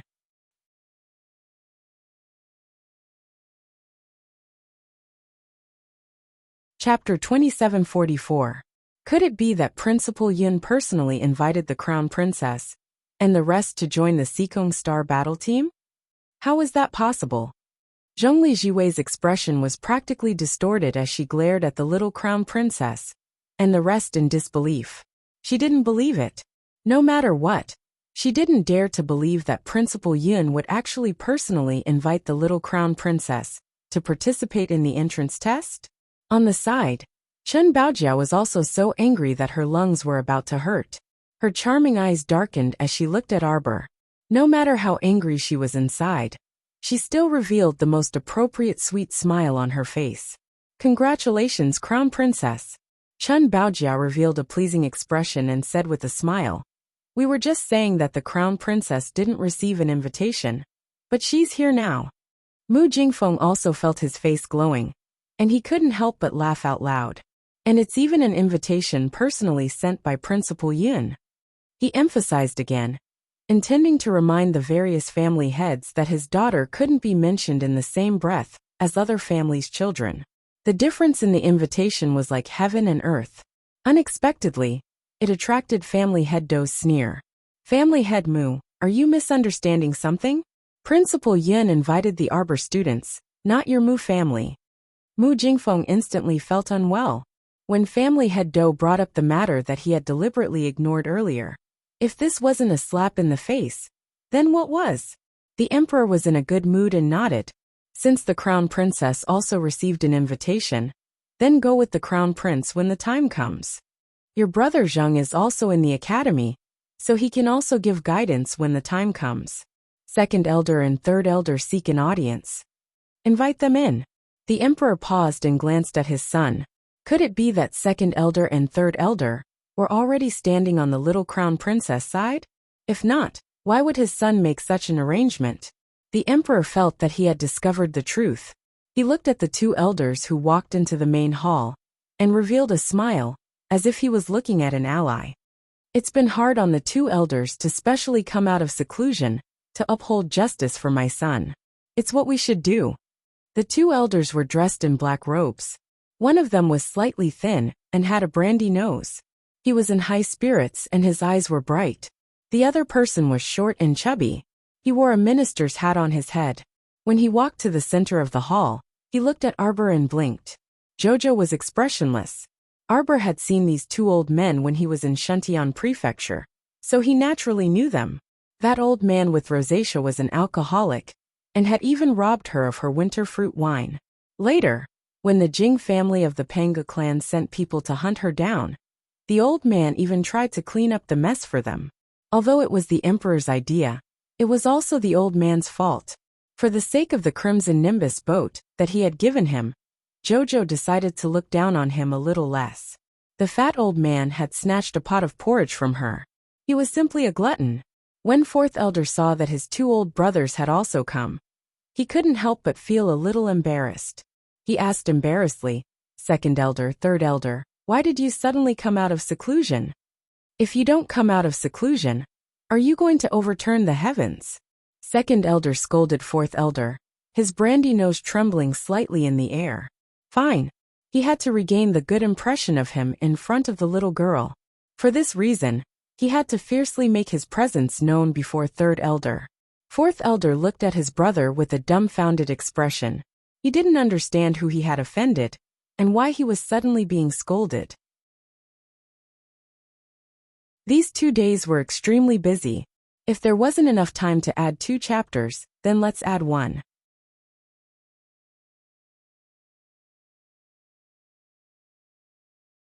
Chapter 2745. If you don't understand the situation, don't blindly meddle in the young couple's marriage. Second elder said unhappily. Moreover, didn't you all see it just now? The principal of the royal school directly sent an invitation to the young crown princess. Besides the crown princess, who else would have such an honor? Second elder glared at fourth elder and the others with a look of disappointment and said casually, all right, let's start the voting again. Those who agree with the crown prince marrying Miss Qiao, raise your hand. Second elder and third elder raised their hands at the same time. When they saw the 4 people's dumbfounded expressions, they immediately stepped forward and kicked fifth elder, lifting his arm. Everyone. If they hadn't seen it with their own eyes, they wouldn't have dared to believe it. They thought that the elders' council's decision-making process was prudent and meticulous, but it was actually so sloppy and hilarious. It really blinded everyone's dog eyes. Fifth elder also felt like he had been fucked. He had always liked to smooth things over and maintain a neutral position, but now he was forcefully dragged onto the pirate ship by second elder. If fourth elder's piercing gaze could stab him, he would have died countless times by now. Sigh, just thinking about it made him feel incomparably depressed. How did this become his fault? Was this his fault? Fourth elder was extremely angry. When second elder and the other 2 lowered their arms, he also shouted, those who disagree with the crown prince marrying Miss Qiao, raise your hand. Fourth elder, sixth elder, and seventh elder raised their 3 claws at the same time. Fourth elder's pair of bull-like eyes were still staring at second elder with disdain. Second elder, third elder. Just because Principal Yin of the royal school sent an invitation to Miss Chow doesn't mean that she has the right to become the honorable crown princess. This old man still stands by my words. If Miss Chow wants to become the crown princess, she still has to go through a strict examination.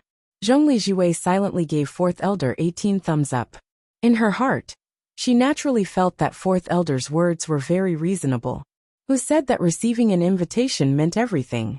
Perhaps this Chow Mu had merely run into a stroke of dumb luck.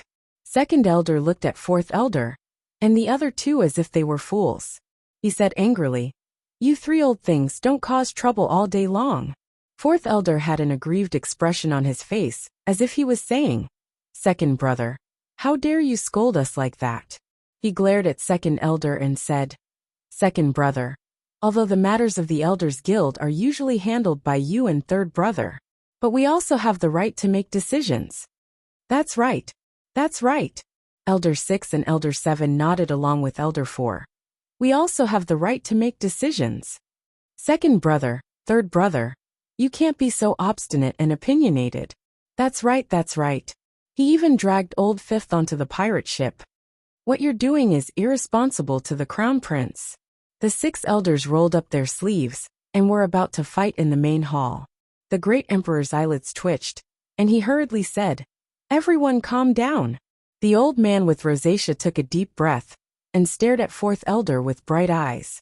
He said with a sincere expression, "Fourth brother, I'm doing this for your own good. Damn it, don't make trouble for yourself. If you get into trouble, no one can save you. You just have to bite the hand of a young couple. What's the point of doing that? Right now it's a 3-on-3 decision." Fourth elder said with a dark expression, "I still stand by my words. Miss Chow must accept the examination." You're tuning in to the Li Mei's Wuxia Whispers YouTube channel. We're so grateful for your support, and don't forget to subscribe to join us on this incredible journey through captivating stories. Your generosity through donations truly makes a world of difference, as it's the primary source of revenue that allows me to expand and enhance this channel for you. Thank you from the bottom of my heart for being a part of this adventure.